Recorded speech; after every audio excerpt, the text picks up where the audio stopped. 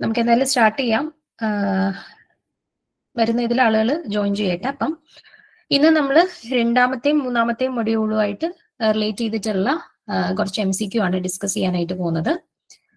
അപ്പം രണ്ടാമത്തെയും മൂന്നാമത്തെയും ചാപ്റ്ററിലെ എല്ലാ പോർഷൻസും നമുക്ക് കവർ ചെയ്യാൻ ഒറ്റ ക്ലാസ് കൊണ്ട് പറ്റത്തില്ല. കുറച്ച് പോർഷൻസ് നമ്മുടെ സെലക്ഷൻ റൂൾസ്, അതേപോലെ തന്നെ നമ്മുടെ എന്താ അസോസിയേറ്റീവ് ഡിസോസിയേറ്റീവ് മെക്കാനിസംസ്, അങ്ങനെ കുറച്ച് പോർഷൻസ് ഈ ഒരു ഇന്നത്തെ MCQ ഡിസ്കഷനകത്ത് ഇൻക്ലൂഡഡ് അല്ല. അത് നമുക്കൊരു അടുത്ത ഒരു സെക്ഷൻ ആയിട്ട് ഇപ്പം ഇന്നത്തെ ലൈവ് ക്ലാസ്സസിൽ ഇൻക്ലൂഡഡ് ആവാത്ത രണ്ടാമത്തെ മൂന്നാമത്തെ മൊഡ്യൂളിലെ പോർഷൻസിൽ നിന്നുള്ള കുറച്ച് ക്വസ്റ്റ്യൻസും, അതേപോലെ നമ്മൾ ലാസ്റ്റ് ക്ലാസ്സിൽ ഒന്നാമത്തെ മൊഡ്യൂളിലെ കുറെ ടോപ്പിക്സ് എടുത്തിട്ടുണ്ടായിരുന്നു.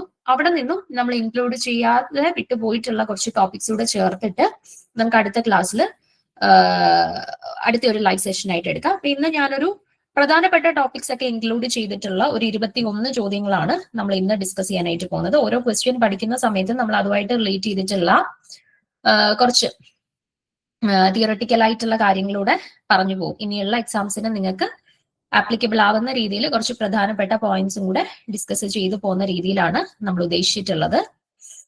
അപ്പൊ സ്റ്റാർട്ട് ചെയ്യാം. ഫസ്റ്റ് ചോദ്യം ഇതാണ്. ജാൻഡെല്ലാർ ഡിസ്റ്റോർഷനുമായിട്ട് ബന്ധപ്പെട്ട ക്വസ്റ്റ്യൻ ആണ് കേട്ടോ. അപ്പൊ ജാൻഡെല്ലാർ ഡിസ്റ്റോർഷൻ എന്ന് പറയുന്നത് വളരെ ഇമ്പോർട്ടൻസ് ഉള്ള, നമ്മുടെ സെറ്റിന്റെ പോയിന്റ് ഓഫ് വ്യൂവിൽ വളരെ ഇമ്പോർട്ടൻസ് ഉള്ള ഒരു പോർഷൻ ആണ്. നിങ്ങൾക്ക് ക്വസ്റ്റ്യൻ പേപ്പേഴ്സ് നോക്കിക്കഴിഞ്ഞാൽ എല്ലാ തവണയും അറ്റ്ലീസ്റ്റ് ഒരു ചോദ്യം നമ്മുടെ ജാൻഡെല്ലാർ ഡിസ്റ്റോർഷനുമായിട്ട് ബന്ധപ്പെട്ട് ചോദിച്ചു കണ്ടിട്ടുണ്ട് കേട്ടോ. അപ്പൊ അത്യാവശ്യം ഇമ്പോർട്ടൻസ് ഉള്ള ഒരു ടോപ്പിക്കാണ് ജാൻഡെല്ലാർ ഡിസ്റ്റോർഷൻ. കൃത്യമായിട്ട് കൺസെപ്റ്റ് പഠിച്ചു കഴിഞ്ഞാൽ എന്തായാലും മാർക്ക് നമുക്ക് കിട്ടും. അങ്ങനെയുള്ള ഒരു പോർഷൻ കൂടിയാണ് ജാൻഡെല്ലാർ ഡിസ്റ്റോർഷൻ. അപ്പൊ ക്വസ്റ്റ്യൻ വായിച്ചിട്ട് പെട്ടെന്നൊന്ന് ചെയ്ത് നോക്കിയിട്ട് ആൻസർ കിട്ടുന്നുണ്ടോ എന്നുള്ളതൊന്ന് പറഞ്ഞേ, നമുക്ക് നോക്കാം. അതിനുശേഷം നമുക്ക് തിയറി എന്താണ് എന്നുള്ളത് നോക്കാം. Jantellar distortion in an octahedral field is exhibited by d orbital configurations. അപ്പൊ ഇവിടെ 4 ഓപ്ഷൻസ് തന്നിട്ടുണ്ട്. ഇതിൽ ജാൻഡെല്ലാർ ഡിസ്റ്റോർഷൻ കാണിക്കുന്ന ഓപ്ഷൻ ഏതാണ് എന്നാണ് ചോദ്യം. Okay, D9 and D4 high spin ആണോ, D3 and D6 low spin ആണോ, D8 ആൻഡ് D9 ആണോ, D6 low spin and D5 high spin ആണോ? ഇതിൽ ഏത് കാറ്റഗറിയിലുള്ള ആളുകളാണ് ജാൻഡെല്ലാർ ഡിസ്റ്റോർഷൻ കാണിക്കുന്നത്?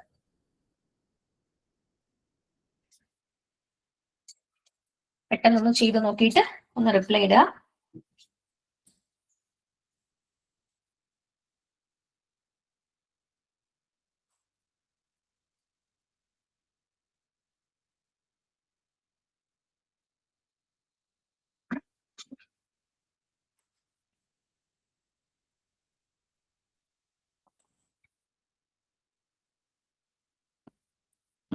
ജാൻഡെല്ലാർ ഡിസ്റ്റോർഷൻ എന്ന് പറഞ്ഞാൽ എന്താണ്? എങ്ങനെയുള്ള കണ്ടീഷൻസിലാണ് യൂഷ്വലി ജാൻഡെല്ലാർ ഡിസ്റ്റോർഷൻസ് ഒരു സ്പീഷീസ് കാണിക്കുന്നത്? നമ്മൾ ഇലക്ട്രോൺസിനെ ഫില്ല് ചെയ്യുന്ന സമയത്ത് T2G അല്ലെങ്കിൽ EG ഓർബിറ്റൽസ് എവിടെയോ ആവട്ടെ അൺഈവൻ ആയിട്ട് ഡിസ്ട്രിബ്യൂഷൻ ഓഫ് ഇലക്ട്രോൺസ് ഉണ്ട് എന്നുണ്ടെങ്കിലാണ് യൂഷ്വലി ഒരു സ്പീഷീസിൽ ജാൻഡെല്ലാർ ഡിസ്റ്റോർഷൻ കാണിക്കുന്നത്. ഇപ്പൊ എക്സാമ്പിൾ ആയിട്ട് ഞാൻ ഇതാണ്ടേ 2 സ്പീഷീസുകൾ വരച്ചിട്ടുണ്ട്. ആദ്യത്തെ സ്പീഷീസിനകത്ത് 4 ഇലക്ട്രോൺസ് ഉണ്ട്. 4 ഇലക്ട്രോൺസ് ഇതാണ്ട് ഈ രീതിയിലാണ് അറേഞ്ച് ചെയ്തിട്ടുള്ളത്. ഓക്കെ, അടുത്ത സ്പീഷീസിനകത്ത് 3 ഇലക്ട്രോൺസ് ഉണ്ട്. ആ 3 ഇലക്ട്രോൺസ് ഓക്കെ അഞ്ജലി എ പറയുന്നുണ്ട്. ഓക്കെ, അടുത്ത സ്പീഷീസിനകത്ത് 3 ഇലക്ട്രോൺസ് ഉണ്ട്. അത് ഈ രീതിയിലാണ് അറേഞ്ച് ചെയ്തിട്ടുള്ളത്. ഓക്കെ, അപ്പം ഓക്കെ ദിയ എ പറയുന്നുണ്ട്. അപ്പൊ നോക്കിക്കേ, അൺഈവൻ ആയിട്ട് ഇലക്ട്രോൺസിന്റെ ഡിസ്ട്രിബ്യൂഷൻ എവിടെയെങ്കിലും വരുന്നുണ്ട് എന്നുണ്ടെങ്കിൽ അങ്ങനെയുള്ള സ്പീഷീസിലാണ് സാധാരണ ജാൻഡെല്ലാർ ഡിസ്റ്റോർഷൻ കാണിക്കുന്നത്. ഈ ഒരു സ്പീഷീസ് നോക്കിക്കഴിഞ്ഞാൽ നിങ്ങൾക്ക് മനസ്സിലാവും, ഇവിടുത്തെ T2Gയിലെല്ലാം ഓരോ ഇലക്ട്രോൺ വെച്ചിട്ട് ഈവൻ ആയിട്ടാണ് ഫില്ല് ചെയ്തിട്ടുള്ളത്. പക്ഷേ EGയിലോട്ട് വന്നപ്പോൾ നോക്കിക്കേ, ഇവിടെ ഒരു ഇലക്ട്രോൺ ഉണ്ട്, ഇവിടെ ഇലക്ട്രോൺ ഇല്ല. അപ്പൊ ഒരു അൺഈവൻ ആയിട്ടുള്ള ഒരു ഡിസ്ട്രിബ്യൂഷൻ വന്നിട്ടുണ്ട് അല്ലെ. പക്ഷെ ഇവിടെ D3 കോൺഫിഗറേഷൻ വന്ന സമയത്ത് നോക്കിക്കേ, T2Gയിൽ ഈവൻ ആയിട്ട് എല്ലായിടത്തും ഓരോ ഇലക്ട്രോൺ വെച്ചിട്ടുണ്ട്. EGയിൽ വന്നപ്പോഴത്തേന് ഇലക്ട്രോൺസ് ഇല്ല. ഓക്കെ, അപ്പൊ ഇവിടെ മൊത്തത്തിൽ ഈവൻ ആയിട്ടുള്ള ഒരു ഡിസ്ട്രിബ്യൂഷൻ ആണ് ഉള്ളത്. ആദ്യത്തെ കേസിൽ ഒരു അൺഈവൻ ആയിട്ടുള്ള ഡിസ്ട്രിബ്യൂഷൻ ആണ് ഉള്ളത്. ഓക്കെ, അപ്പൊ ഒരു ഇലക്ട്രോൺസിന്റെ അറേഞ്ച്മെന്റ് T2G EGയിലായിട്ട് ഇലക്ട്രോൺസിനെ ഫില്ല് ചെയ്യുന്ന സമയത്ത് അൺഈവൻ ആയിട്ടുള്ള ഡിസ്ട്രിബ്യൂഷൻ എവിടെയാണോ വരുന്നത് അങ്ങനെയുള്ള സ്പീഷീസിലാണ് ജാൻഡെല്ലാർ ഡിസ്റ്റോർഷൻ യൂഷ്വലി കണ്ടുവരുന്നത്. എന്നാൽ ഈവൻ ആയിട്ടാണ് ഇലക്ട്രോൺസിനെ ഫില്ല് ചെയ്യുന്നതെങ്കിൽ അവിടെ എന്ത് കാണത്തില്ല? ജാൻഡെല്ലാർ ഡിസ്റ്റോർഷൻ കാണത്തില്ല. ഓക്കെ, ഇനി ജാൻഡെല്ല ഡിസ്റ്റോർഷൻ കാണിക്കുന്ന സ്പീഷീസിൽ തന്നെ സ്ട്രോങ് ജാൻഡെല്ല ഡിസ്റ്റോർഷൻ കാണിക്കുന്ന സ്പീഷീസും ഉണ്ട്, വീക്ക് ജാൻഡെല്ല ഡിസ്റ്റോർഷൻ കാണിക്കുന്ന സ്പീഷീസും ഉണ്ട്. നോക്കിക്കേ, ഞാൻ ഇവിടെ ഒരു D4 ലോ സ്പിൻ സ്പീഷീസും D4 ഹൈ സ്പിൻ സ്പീഷീസും കൺസിഡർ ചെയ്യാണ്. ഇത് D4ന്റെ ലോ സ്പിൻ കേസ് ആണ്, ഇത് D4ന്റെ ഹൈ സ്പിൻ കേസ് ആണ്. നോക്കിക്കേ, D4ന്റെ ലോ സ്പിൻ നോക്കിയപ്പോഴും ഒരു അൺഈവൻ ആയിട്ടുള്ള ഡിസ്ട്രിബ്യൂഷൻ ഉണ്ട്, D4ന്റെ ഹൈ സ്പിൻ നോക്കുമ്പോഴും ഒരു അൺഈവൻ ആയിട്ടുള്ള ഡിസ്ട്രിബ്യൂഷൻ ഉണ്ട്. ഓക്കെ, പക്ഷെ ഇവിടെ അൺഈവൻ ഡിസ്ട്രിബ്യൂഷൻ വന്നിട്ടുള്ളത് T2Gക്കകത്താണ്, പക്ഷെ ഇവിടെ അൺഈവൻ ഡിസ്ട്രിബ്യൂഷൻ വന്നിട്ടുള്ളത് EGക്കകത്താണ്. ഓക്കെ, അപ്പൊ EGക്കകത്താണ് അൺഈവൻ ഡിസ്ട്രിബ്യൂഷൻ വരുന്നതെങ്കിൽ അങ്ങനെയുള്ള കേസിൽ നമുക്ക് കിട്ടുന്നത് സ്ട്രോങ് ആയിട്ടുള്ള ജാൻഡെല്ലാർ ഡിസ്റ്റോർഷൻ ആയിരിക്കും.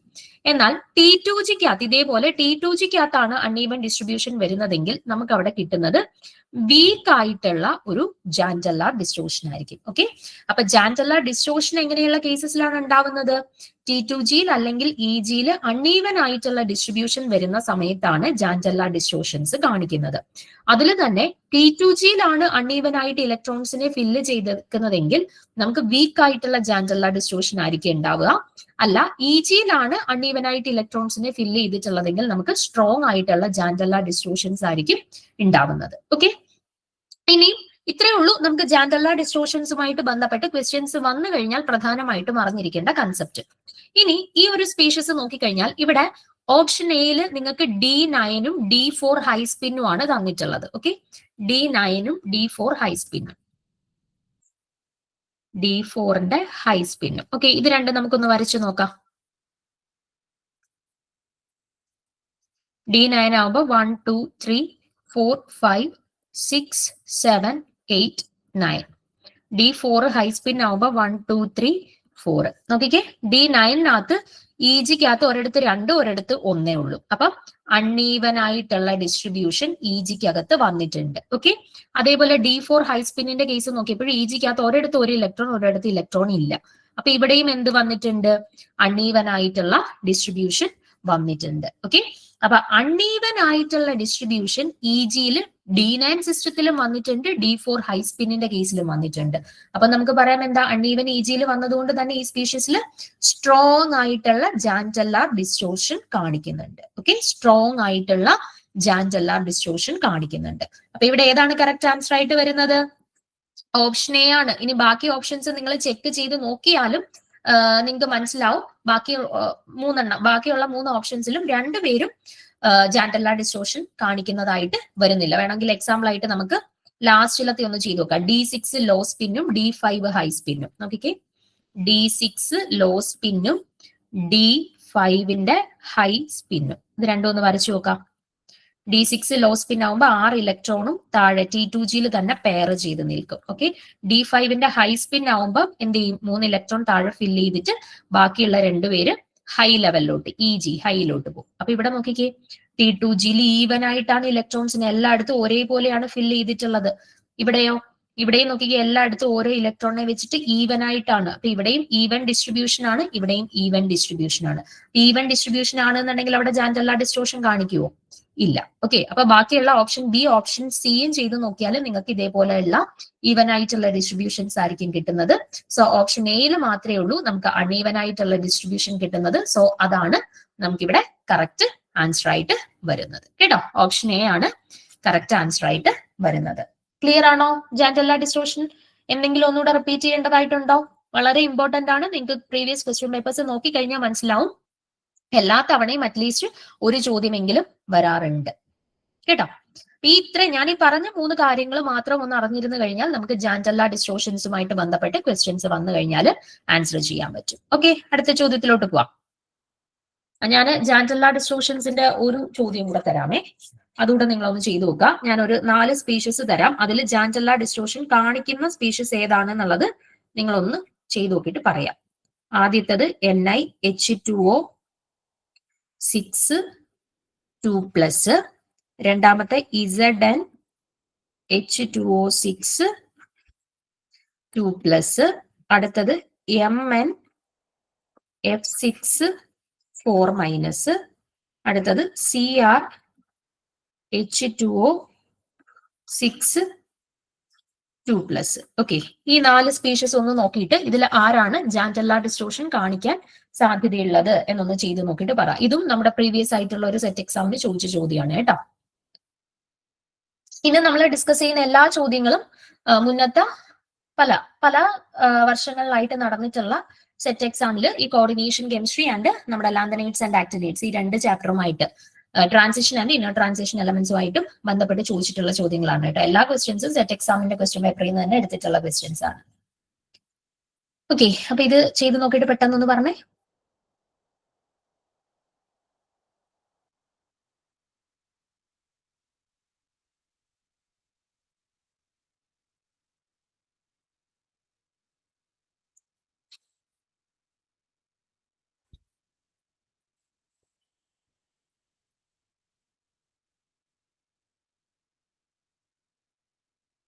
സ്പീഡിന് വേണം.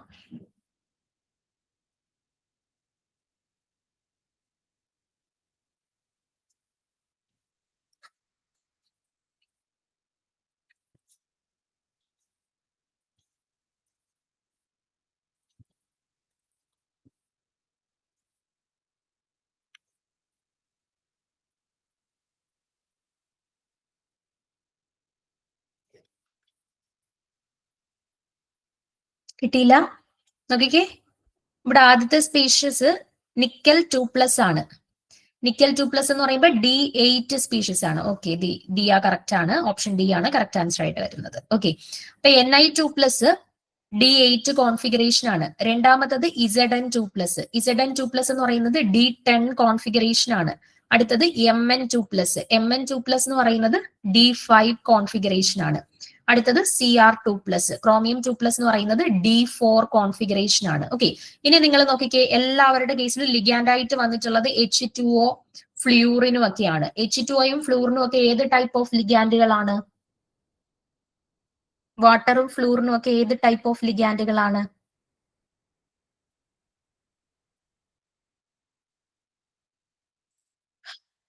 ഓക്കെ, വീക്ക് ഫീൽഡ് ലിഗാൻഡുകളാണ് കേട്ടോ. വീക്ക് ഫീൽഡ് ലിഗാൻഡുകളാണ്. ഓക്കെ, അപ്പൊ വീക്ക് ഫീൽഡ് ലിഗാൻഡുകൾ ആവുമ്പം അവർ ഏത് ടൈപ്പ് ഓഫ് കോംപ്ലക്സുകളാണ് ഫോം ചെയ്യുന്നത്? വീക്ക് ഫീൽഡ് ലിഗാൻഡുകൾ പൊതുവെ ഹൈസ്പിൻ കോംപ്ലക്സുകളാണ് ഫോം ചെയ്യുന്നത് അല്ലെ. വീക്ക് ഫീൽഡ് ലിഗാൻഡുകൾ ആവുമ്പോൾ ഹൈസ്പിൻ കോംപ്ലക്സുകളാണ് ഫോം ചെയ്യുന്നത്. അപ്പൊ നോക്കിക്കേ, D8 ആവുമ്പോൾ 1 2 3 4 5 6 7 8 ഈവൻ ആയിട്ടാണ് എല്ലാ ഇലക്ട്രോൺസും ഡിസ്ട്രിബ്യൂട്ട് ചെയ്തിട്ടുള്ളത്. അൺഈവൻ ഡിസ്ട്രിബ്യൂഷൻ ഉണ്ടോ? ഇല്ല. അപ്പൊ ജാൻഡെല്ല ഡിസ്റ്റോർഷൻ ഇല്ല. അടുത്ത Zn2+ D10 ആണ്. D10 ആവുമ്പോൾ എന്താ, എല്ലായിടത്തും 2 ഇലക്ട്രോൺ വെച്ചിട്ട് വരും. അവിടെയും അൺഈവൻ ആയിട്ടുള്ള ഡിസ്ട്രിബ്യൂഷൻ ഇല്ല. അടുത്ത Mn2+ന്റെ D5 ആണത്. D5 ഹൈസ്പിൻ ആണ്. അപ്പം ഹൈ ലെവലിലോട്ട് പോകും. 5 പേര് ഈവൻ ആയിട്ടാണ് ഡിസ്ട്രിബ്യൂട്ട് ചെയ്തിട്ടുള്ളത്. അവിടെയും ജാൻഡെല്ല ഡിസ്റ്റോർഷൻ ഇല്ല. അടുത്ത ക്രോമിയം 2+. ക്രോമിയം 2+ ആവുമ്പോൾ 4 ഇലക്ട്രോൺസ് ഹൈസ്പിന്നിലോട്ട് പോയപ്പോ നോക്കിക്കേ, EGയിൽ അൺഈവൻ ആയിട്ടുള്ള ഡിസ്ട്രിബ്യൂഷൻ വന്നിട്ടുണ്ട് അല്ലെ. 2 EG ഉള്ളതിൽ ഒരിടത്ത് മാത്രമേ ഉള്ളൂ ഒരു ഇലക്ട്രോൺ, ഒരിടത്ത് വേക്കന്റ് ആയിട്ട് കിടക്കുക. അപ്പൊ അൺഈവൻ ആയിട്ടുള്ള ഇലക്ട്രോണിന്റെ ഡിസ്ട്രിബ്യൂഷൻ വന്നിട്ടുണ്ട് അല്ലെ. അപ്പം ആരുടെ കേസിലാണ് ജാൻഡെല്ല ഡിസ്റ്റോർഷൻ കാണിക്കാൻ സാധ്യതയുള്ളത്? CrH2O6 2+. അവസാനത്തെ സ്പീഷീസിൽ മാത്രമാണ് ജാൻഡെല്ല ഡിസ്റ്റോർഷൻ കാണിക്കാനായിട്ട് സാധ്യതയുള്ളത്. ഓക്കെ ആണോ? ഓക്കെ ആണോ? അടുത്ത ക്വസ്റ്റ്യനിലോട്ട് പോട്ടെ. നിങ്ങൾ ബേസിക്സ് ആയിട്ടുള്ള കാര്യങ്ങൾ, അതായത് വീക്ക് ഫീൽഡ് ലിഗാൻഡുകൾ ഏതൊക്കെയാണ്, സ്ട്രോങ് ഫീൽഡ് ലിഗാൻഡുകൾ ഏതൊക്കെയാണ്, അതേപോലെ തന്നെ എപ്പോഴാണ് നമ്മുടെ ഹൈസ്പിൻ കോംപ്ലക്സുകൾ ഫോം ചെയ്യുന്നത്, എപ്പോഴാണ് ലോ സ്പിൻ കോംപ്ലക്സുകൾ ഫോം ചെയ്യുന്നത്, ഇതെല്ലാം ക്ലാസ്സസ് കണ്ട് ക്ലിയർ ആക്കിക്കോണം. അതെല്ലാം ബേസിക് ആയിട്ടുള്ള കാര്യങ്ങളാണ്. നമ്മൾ ലൈവ് എടുക്കുന്ന സമയത്ത് നിങ്ങൾ ഓൾറെഡി ചാപ്റ്റർ 1 ഏത് ചാപ്റ്റർ ആണ് എന്നുള്ളത് മുന്നേ ഇൻഫോം ചെയ്യല്ലോ. അപ്പം ആ ചാപ്റ്റേഴ്സ് ഒന്ന് കണ്ടിട്ട് വേണം ലൈവ് സെഷൻസിൽ കയറാനായിട്ട്. എങ്കിൽ മാത്രമേ നമുക്ക് ക്വസ്റ്റ്യൻസ് വരുന്ന സമയത്ത് അത് ഒന്ന് സ്വന്തമായിട്ടൊന്ന് ചെയ്ത് നോക്കാനായിട്ട് പറ്റുള്ളൂ. അല്ല നമ്മളിപ്പം ചാപ്റ്റേഴ്സ് ഒന്നും പഠിക്കാണ്ട് ചുമ്മാ ലൈവിൽ കയറി ഇരിക്കുകയാണെന്നുണ്ടെങ്കിൽ നമുക്ക് പ്രത്യേകിച്ച് വലിയ പ്രയോജനം ഒന്നും കാണത്തില്ല. ജസ്റ്റ് ഞാൻ പറയുന്നു, അത് കേൾക്കുന്നു, നിങ്ങൾ അത് നോട്ട് ചെയ്ത് പോകുന്നു, അങ്ങനെ ഉണ്ടാവുള്ളൂ. അപ്പൊ നിങ്ങൾ പരമാവധി ആ ഒരു ക്ലാസ്സസ് ആദ്യം ഒന്ന് കാണുക, കണ്ട ശേഷം അന്നത്തെ ലൈവിൽ കയറുക. അപ്പൊ നിങ്ങൾക്ക് കൂടെ പുതിയ ക്വസ്റ്റ്യൻസ് വരുമ്പോൾ അതൊന്ന് ചെയ്ത് നോക്കാനായിട്ടുള്ള ഒരു ഇതൂടെ കിട്ടും കേട്ടോ. അപ്പൊ പരമാവധി ഇനിയുള്ള ക്ലാസ്സസിൽ നിങ്ങൾ ക്ലാസ്സസ് കൂടെ കണ്ട ശേഷം ലൈവിൽ ഒന്ന് കയറാനായിട്ട് ശ്രദ്ധിക്കണം. ഓക്കെ, അപ്പൊ ഇനി അടുത്ത ചോദ്യത്തിലോട്ട് പോവാണ്. രണ്ടാമത്തെ ചോദ്യം വായിച്ചു നോക്കുക. The number of micro States associated with D2 configuration. ഇതും ഈ ഒരു പാറ്റേൺ ഓഫ് ചോദ്യങ്ങളും മിക്ക ക്വസ്റ്റ്യൻ പേപ്പേഴ്സിലും ചോദിച്ചു കാണാറുണ്ട്. മൈക്രോ സ്റ്റേറ്റ്സുകളുടെ എണ്ണം കണ്ടെത്താനായിട്ടുള്ള ചോദ്യങ്ങൾ. ഓക്കെ, അപ്പൊ ഇവിടെ D2 കോൺഫിഗറേഷന്റെ മൈക്രോ സ്റ്റേറ്റ്സുകളാണ് കണ്ടെത്താനായിട്ട് പറഞ്ഞിട്ടുള്ളത്. ഓക്കെ, അപ്പൊ മൈക്രോ സ്റ്റേറ്റ്സ് കണ്ടുപിടിക്കാനായിട്ട് നമ്മൾ യൂസ് ചെയ്യുന്ന ഇക്വേഷൻ ആണ്. അറിയാവുന്നവര് ചെയ്ത് നോക്കിയിട്ട് ഒന്ന് കമന്റ് ചെയ്യുക. അല്ലാത്തവരാണെന്നുണ്ടെങ്കിൽ നോക്കുക. നമ്മൾ മൈക്രോ സ്റ്റേറ്റ്സ് കണ്ടുപിടിക്കാനായിട്ട് യൂസ് ചെയ്യുന്ന ഇക്വേഷൻ ഇതാണ്: n factorial by n minus r factorial into r factorial. Okay, n factorial divided by n minus r factorial into r factorial. ഇതാണ് നമ്മൾ മൈക്രോ സ്റ്റേറ്റ്സ് കണ്ടുപിടിക്കാനായിട്ട് യൂസ് ചെയ്യുന്ന ഇക്വേഷൻ. ഓക്കെ, അപ്പൊ ഇവിടെ n എന്ന് പറയുന്നത് എന്താണ്? n എന്ന് പറയുന്നത് നമുക്കിവിടെ ഏത് ഓർബിറ്റലാണോ തന്നിട്ടുള്ളത് ആ ഓർബിറ്റലിൽ ഓക്കുപ്പൈ ചെയ്യാനായിട്ട് പറ്റുന്ന മാക്സിമം നമ്പർ ഓഫ് ഇലക്ട്രോണുകളാണ് n എന്ന് പറയുന്നത്. R എന്ന് പറയുന്നത് ഗിവൺ കണ്ടീഷനിൽ, നമുക്ക് തന്നിട്ടുള്ള കണ്ടീഷനിൽ ആ ഓർബിറ്റലിൽ എത്ര ഇലക്ട്രോൺസ് ഓക്കുപ്പൈ ചെയ്യുന്നുണ്ട്, അതാണ് R സബ്സ്റ്റിറ്റ്യൂട്ട് ചെയ്യേണ്ടത്. ഓക്കെ, അപ്പൊ ഈ കേസിൽ n-ന്റെ വാല്യൂ എന്ത് കൊടുക്കും? ഈ ചോദ്യത്തിൽ n-ന്റെ വാല്യൂ നമ്മൾ എന്താ സബ്സ്റ്റിറ്റ്യൂട്ട് ചെയ്യുന്നത്?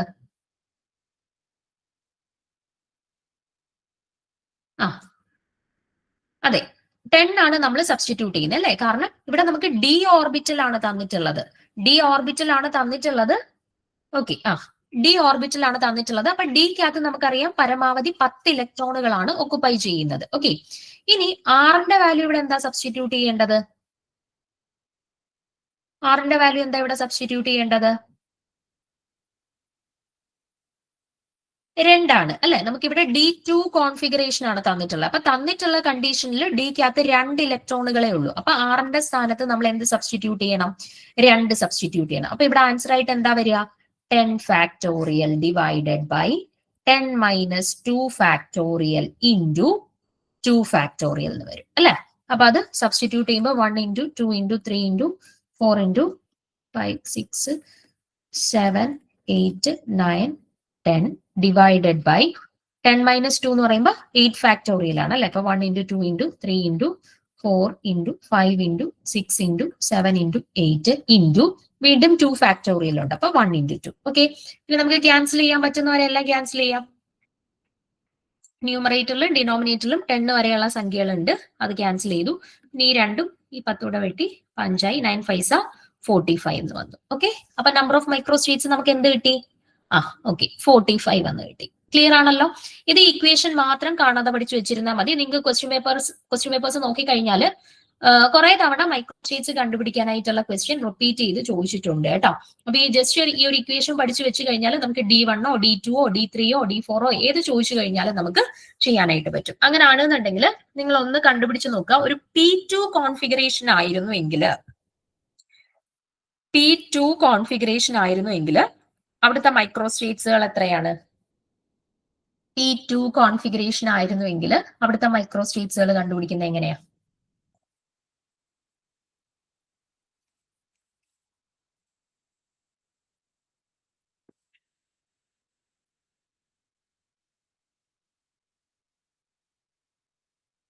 പെട്ടെന്ന് റിപ്ലൈ ചെയ്യണേ.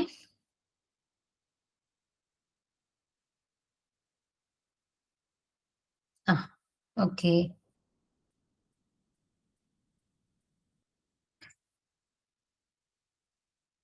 Okay,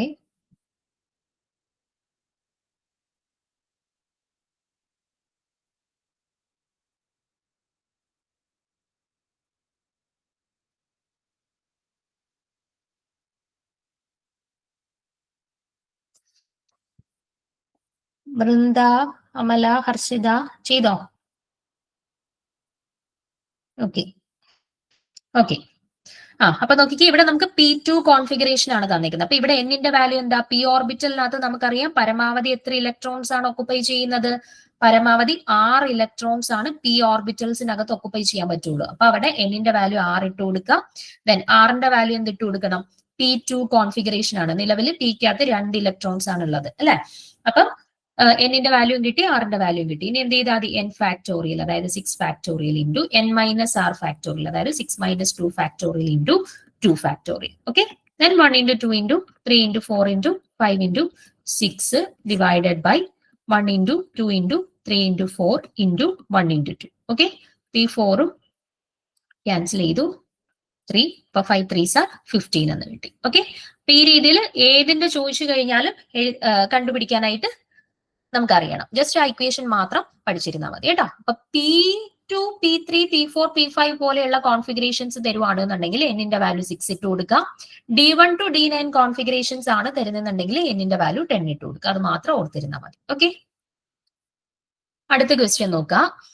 Which among the following is the correct order of ligands regarding trans effect? Trans ഇഫക്റ്റിന്റെ ഓർഡർ, ഇതും നമ്മുടെ മുന്നത്തെ ഒരു സെറ്റ് എക്സാമിൽ ചോദിച്ച ചോദ്യമാണ്. ട്രാൻസ് ഇഫക്റ്റിന്റെ കൃത്യമായിട്ടുള്ള ഓർഡർ, ഈ ലിഗാൻഡുകൾ ട്രാൻസ് ഇഫക്റ്റ് കാണിക്കുന്ന ഓർഡർ തിരഞ്ഞെടുക്കാനാണ് ചോദ്യം. ഓക്കെ,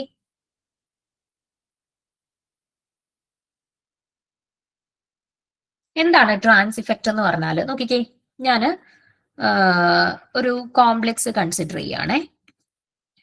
ഇവിടെ ബി സി ഡി ഇ ഇങ്ങനെ 4 ലിഗാൻഡ് ആണ്. എ എന്ന് പറയുന്നത് മെറ്റൽ ആണ്. മെറ്റലിന് ചുറ്റും ബി സി ഡി ഇ എന്ന് പറയുന്ന 4 ലിഗാൻഡ്സ് ഉണ്ടെന്ന് കരുതുക. ഓക്കെ, അപ്പൊ ഈ ഒരു ബി എന്ന് പറയുന്ന ഈ ഒരു ലിഗാൻഡിനെ ഞാൻ കൺസിഡർ ചെയ്യാണ്. അപ്പൊ ഈ ലിഗാൻഡിന് പുറത്തുനിന്ന് ഞാനൊരു എം എന്ന് പറയുന്ന ഒരു പുതിയ ലിഗാൻഡിനെ ഇങ്ങോട്ട് ആഡ് ചെയ്യാണ്. ഓക്കെ, അപ്പൊ ഇവർക്ക് ഓൾറെഡി അതിന്റെ ട്രാൻസിൽ കിടക്കുന്ന ഒരു ലിഗാൻഡിനെ അവിടെ നിന്നും കളഞ്ഞിട്ട് ഇൻകമിങ് ലിഗാൻഡിനെ അങ്ങോട്ടേക്ക് അക്കോമഡേറ്റ് ചെയ്യാനുള്ള കഴിവ്, അതിനെയാണ് ട്രാൻസ് ഇഫക്റ്റ് എന്ന് പറയുന്നത്. ഒരു ലിഗാൻഡിന് അവരുടെ ട്രാൻസ് പൊസിഷൻ, അതായത് അവരുടെ നേരെ ഓപ്പോസിറ്റ് കിടക്കുന്ന പൊസിഷനിലേക്ക് പുതിയൊരു ലിഗാൻഡിനെ അക്കോമഡേറ്റ് ചെയ്യാനായിട്ടുള്ള കഴിവ്, അതിനെയാണ് നമ്മൾ ട്രാൻസ് ഇഫക്റ്റ് എന്ന് പറയുന്നത്. ഓക്കെ, ഒരു ലിഗാൻഡിന് അവരുടെ ട്രാൻസ് പൊസിഷനിലേക്ക് പുതിയൊരു ലിഗാൻഡിനെ സബ്സ്റ്റിറ്റ്യൂട്ട് ചെയ്യാൻ അല്ലെങ്കിൽ അക്കോമഡേറ്റ് ചെയ്യാനായിട്ടുള്ള കഴിവിനെയാണ് നമ്മൾ ട്രാൻസ് ഇഫക്റ്റ് എന്ന് പറയുന്നത്. ഞാൻ ഒരു എക്സാമ്പിൾ കാണിക്കാം. ഞാനിപ്പം PTCl4 എന്ന് പറയുന്ന സ്പീഷീസ് ഞാൻ കൺസിഡർ ചെയ്യുന്നു. ഓക്കെ, ഈ സ്പീഷീസിലേക്ക് ഞാൻ NH3 എന്ന് പറയുന്ന ലിഗാൻഡിനെ ആഡ് ചെയ്ത് കൊടുക്കുകയാണ്. ഓക്കെ, അപ്പൊ ഓൾറെഡി 4 കോർഡിനേറ്റഡ് ആയിട്ടുള്ള ഒരു സ്പീഷീസ് ആയിരുന്നു എന്റെ കയ്യിലുള്ളത്. ഞാൻ അതിലേക്കാണ് NH3 എന്ന് പറയുന്ന ലിഗാൻഡിനെ ആഡ് ചെയ്ത് കൊടുക്കുന്നത്. ഓക്കെ, അപ്പം ഇതാണ് ഞാനിവിടെ ട്രാൻസ് ഇഫക്റ്റിന്റെ ഓർഡർ കൊടുത്തിട്ടുണ്ട്. നിങ്ങൾ ഈ ഓർഡർ കൃത്യമായിട്ട് കാണാതെ പഠിച്ചു വെച്ചു. ഇപ്പൊ മൊത്തത്തിൽ കാണാതെ പഠിച്ചു വെച്ചില്ലെങ്കിലും അത്യാവശ്യം ആരൊക്കെ എവിടെയൊക്കെ വരുന്നു എന്നുള്ളത് ഒന്ന് അറിഞ്ഞിരിക്കുക. C2H4 ആണ് ഏറ്റവും സ്ട്രോങ്സ്റ്റ് ആയിട്ട് ട്രാൻസ് ഇഫക്റ്റ് കാണിക്കുന്നവര്. ദെൻ NCA, CO, NO ഇവർക്കൊക്കെ അത്യാവശ്യം ട്രാൻസ് ഇഫക്റ്റ് കൂടുതലുള്ള സ്പീഷീസുകളാണ്. ഫ്ലൂറിൻ ആണ് ട്രാൻസ് ഇഫക്റ്റ് ഏറ്റവും കുറവുള്ള സ്പീഷീസ്.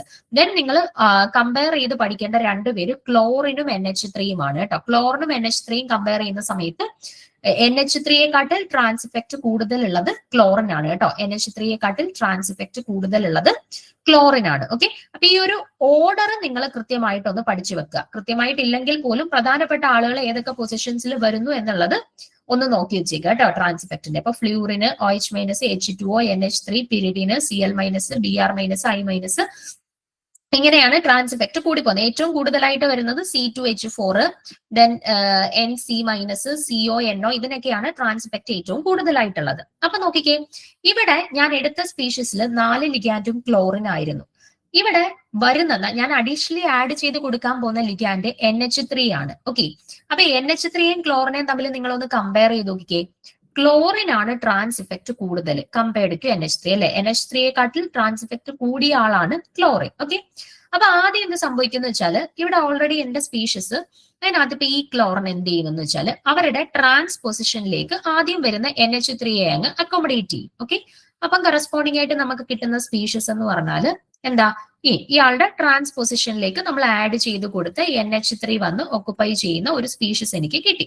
ഇനി ഞാൻ രണ്ടാമത്തെ NH3യെ വീണ്ടും ഇങ്ങോട്ട് ആഡ് ചെയ്ത് കൊടുക്കുകയാണ്. ഓക്കെ, അപ്പൊ ഈ NH3 ഇങ്ങോട്ട് ആഡ് ചെയ്ത് കൊടുക്കുന്ന സമയത്ത് നോക്കിക്കേ, ഓൾറെഡി ഇവിടുന്ന് ഒരാളെ കളഞ്ഞിട്ടാണ് ഈ NH3 ഇവിടെ വന്ന് നിൽക്കുന്നത്. അപ്പൊ ഈ ക്ലോറിൻ വീണ്ടും ഈ NH3 ഇനിയും കളയത്തില്ല. ഇനി പുതിയ ആൾക്ക് ഓക്കുപ്പൈ ചെയ്യാനായിട്ട് 3 പൊസിഷൻസ്, ഒന്നെങ്കിൽ ഇവിടെ വരാം, അല്ലെങ്കിൽ ഇവിടെ വരാം, അല്ലെങ്കിൽ ഇവിടെ വരാം. ഓക്കെ, അപ്പൊ നോക്കിക്കേ, ഇവിടെ ഒരാൾക്ക് വരണമെങ്കിൽ ഈ NH3ക്ക് എന്ത് വേണം?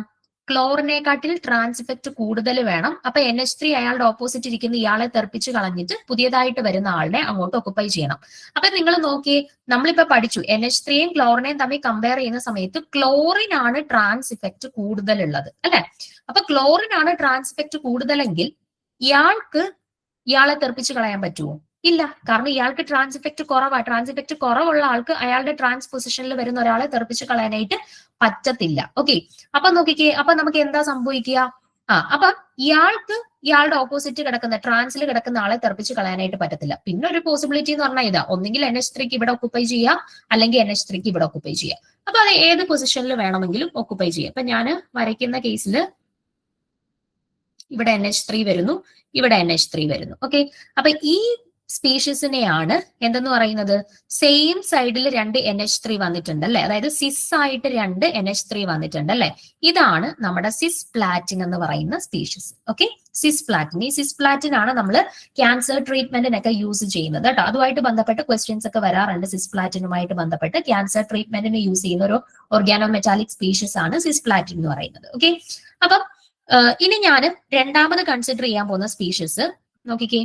PT-യുടെ പ്ലാറ്റിനത്തിനെ സറൗണ്ട് ചെയ്തിട്ട് 4 ലിഗാൻഡും 4 NH3 ആണെന്ന് കരുതുക. ഓക്കെ, 4 NH3 ആണെന്ന് കരുതുക. എന്നിട്ട് ഞാൻ ഇതിലേക്ക് ആഡ് ചെയ്യാൻ പോകുന്ന ലിഗാൻഡ് ക്ലോറിൻ ആണെന്ന് കരുതുക. ആദ്യം എന്ത് സംഭവിക്കും? ഏതെങ്കിലും പൊസിഷനിലുള്ള ഒരു NH3 മാറിയിട്ട് അവിടേക്ക് ക്ലോറിൻ വന്ന് സബ്സ്റ്റിറ്റ്യൂട്ട് ചെയ്യും. ഫസ്റ്റ് സ്റ്റെപ്പിൽ അതാ എപ്പോഴും നടക്കുക. വരുന്ന ആള് ഏതെങ്കിലും ഒരു പൊസിഷനിലോട്ട് വന്ന് സബ്സ്റ്റിറ്റ്യൂട്ട് ആവും. ഓക്കെ, ഇനി എന്താ സംഭവിക്കുന്നത്? ഈ വന്ന ആൾക്ക് അതിന്റെ ട്രാൻസ്പൊസിഷനിൽ കിടക്കുന്ന ആളിനെക്കാട്ടി ട്രാൻസ് ഇഫക്റ്റ് കൂടുതലുണ്ടോ എന്ന് നോക്കുക. നേരത്തെ നമ്മൾ കമ്പയർ ചെയ്ത സമയത്ത് നോക്കിക്കുക, ഇവിടെ NH3യുടെ ട്രാൻസ്പൊസിഷനിൽ കിടക്കുന്ന ക്ലോറിനാ, പക്ഷെ ക്ലോറിനെക്കാട്ടി ട്രാൻസ് ഇഫക്റ്റ് കുറഞ്ഞ ആളായിരുന്നു NH3. അപ്പൊ ഇയാൾക്ക് ഈ ട്രാൻസിൽ കിടക്കുന്ന ആളെ തെറിപ്പിച്ച് കളയാൻ പറ്റത്തില്ലായിരുന്നു.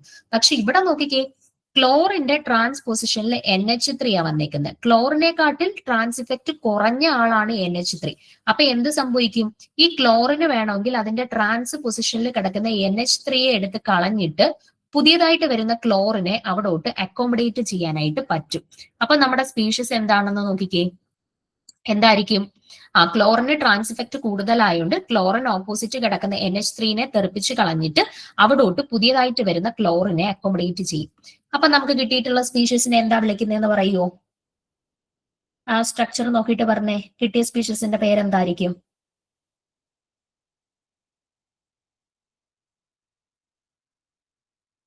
എന്തായിരിക്കും? നിങ്ങൾ PG-യിലൊക്കെ പഠിച്ചിട്ടുള്ളതാണല്ലോ ട്രാൻസ്ഫെക്റ്റ്.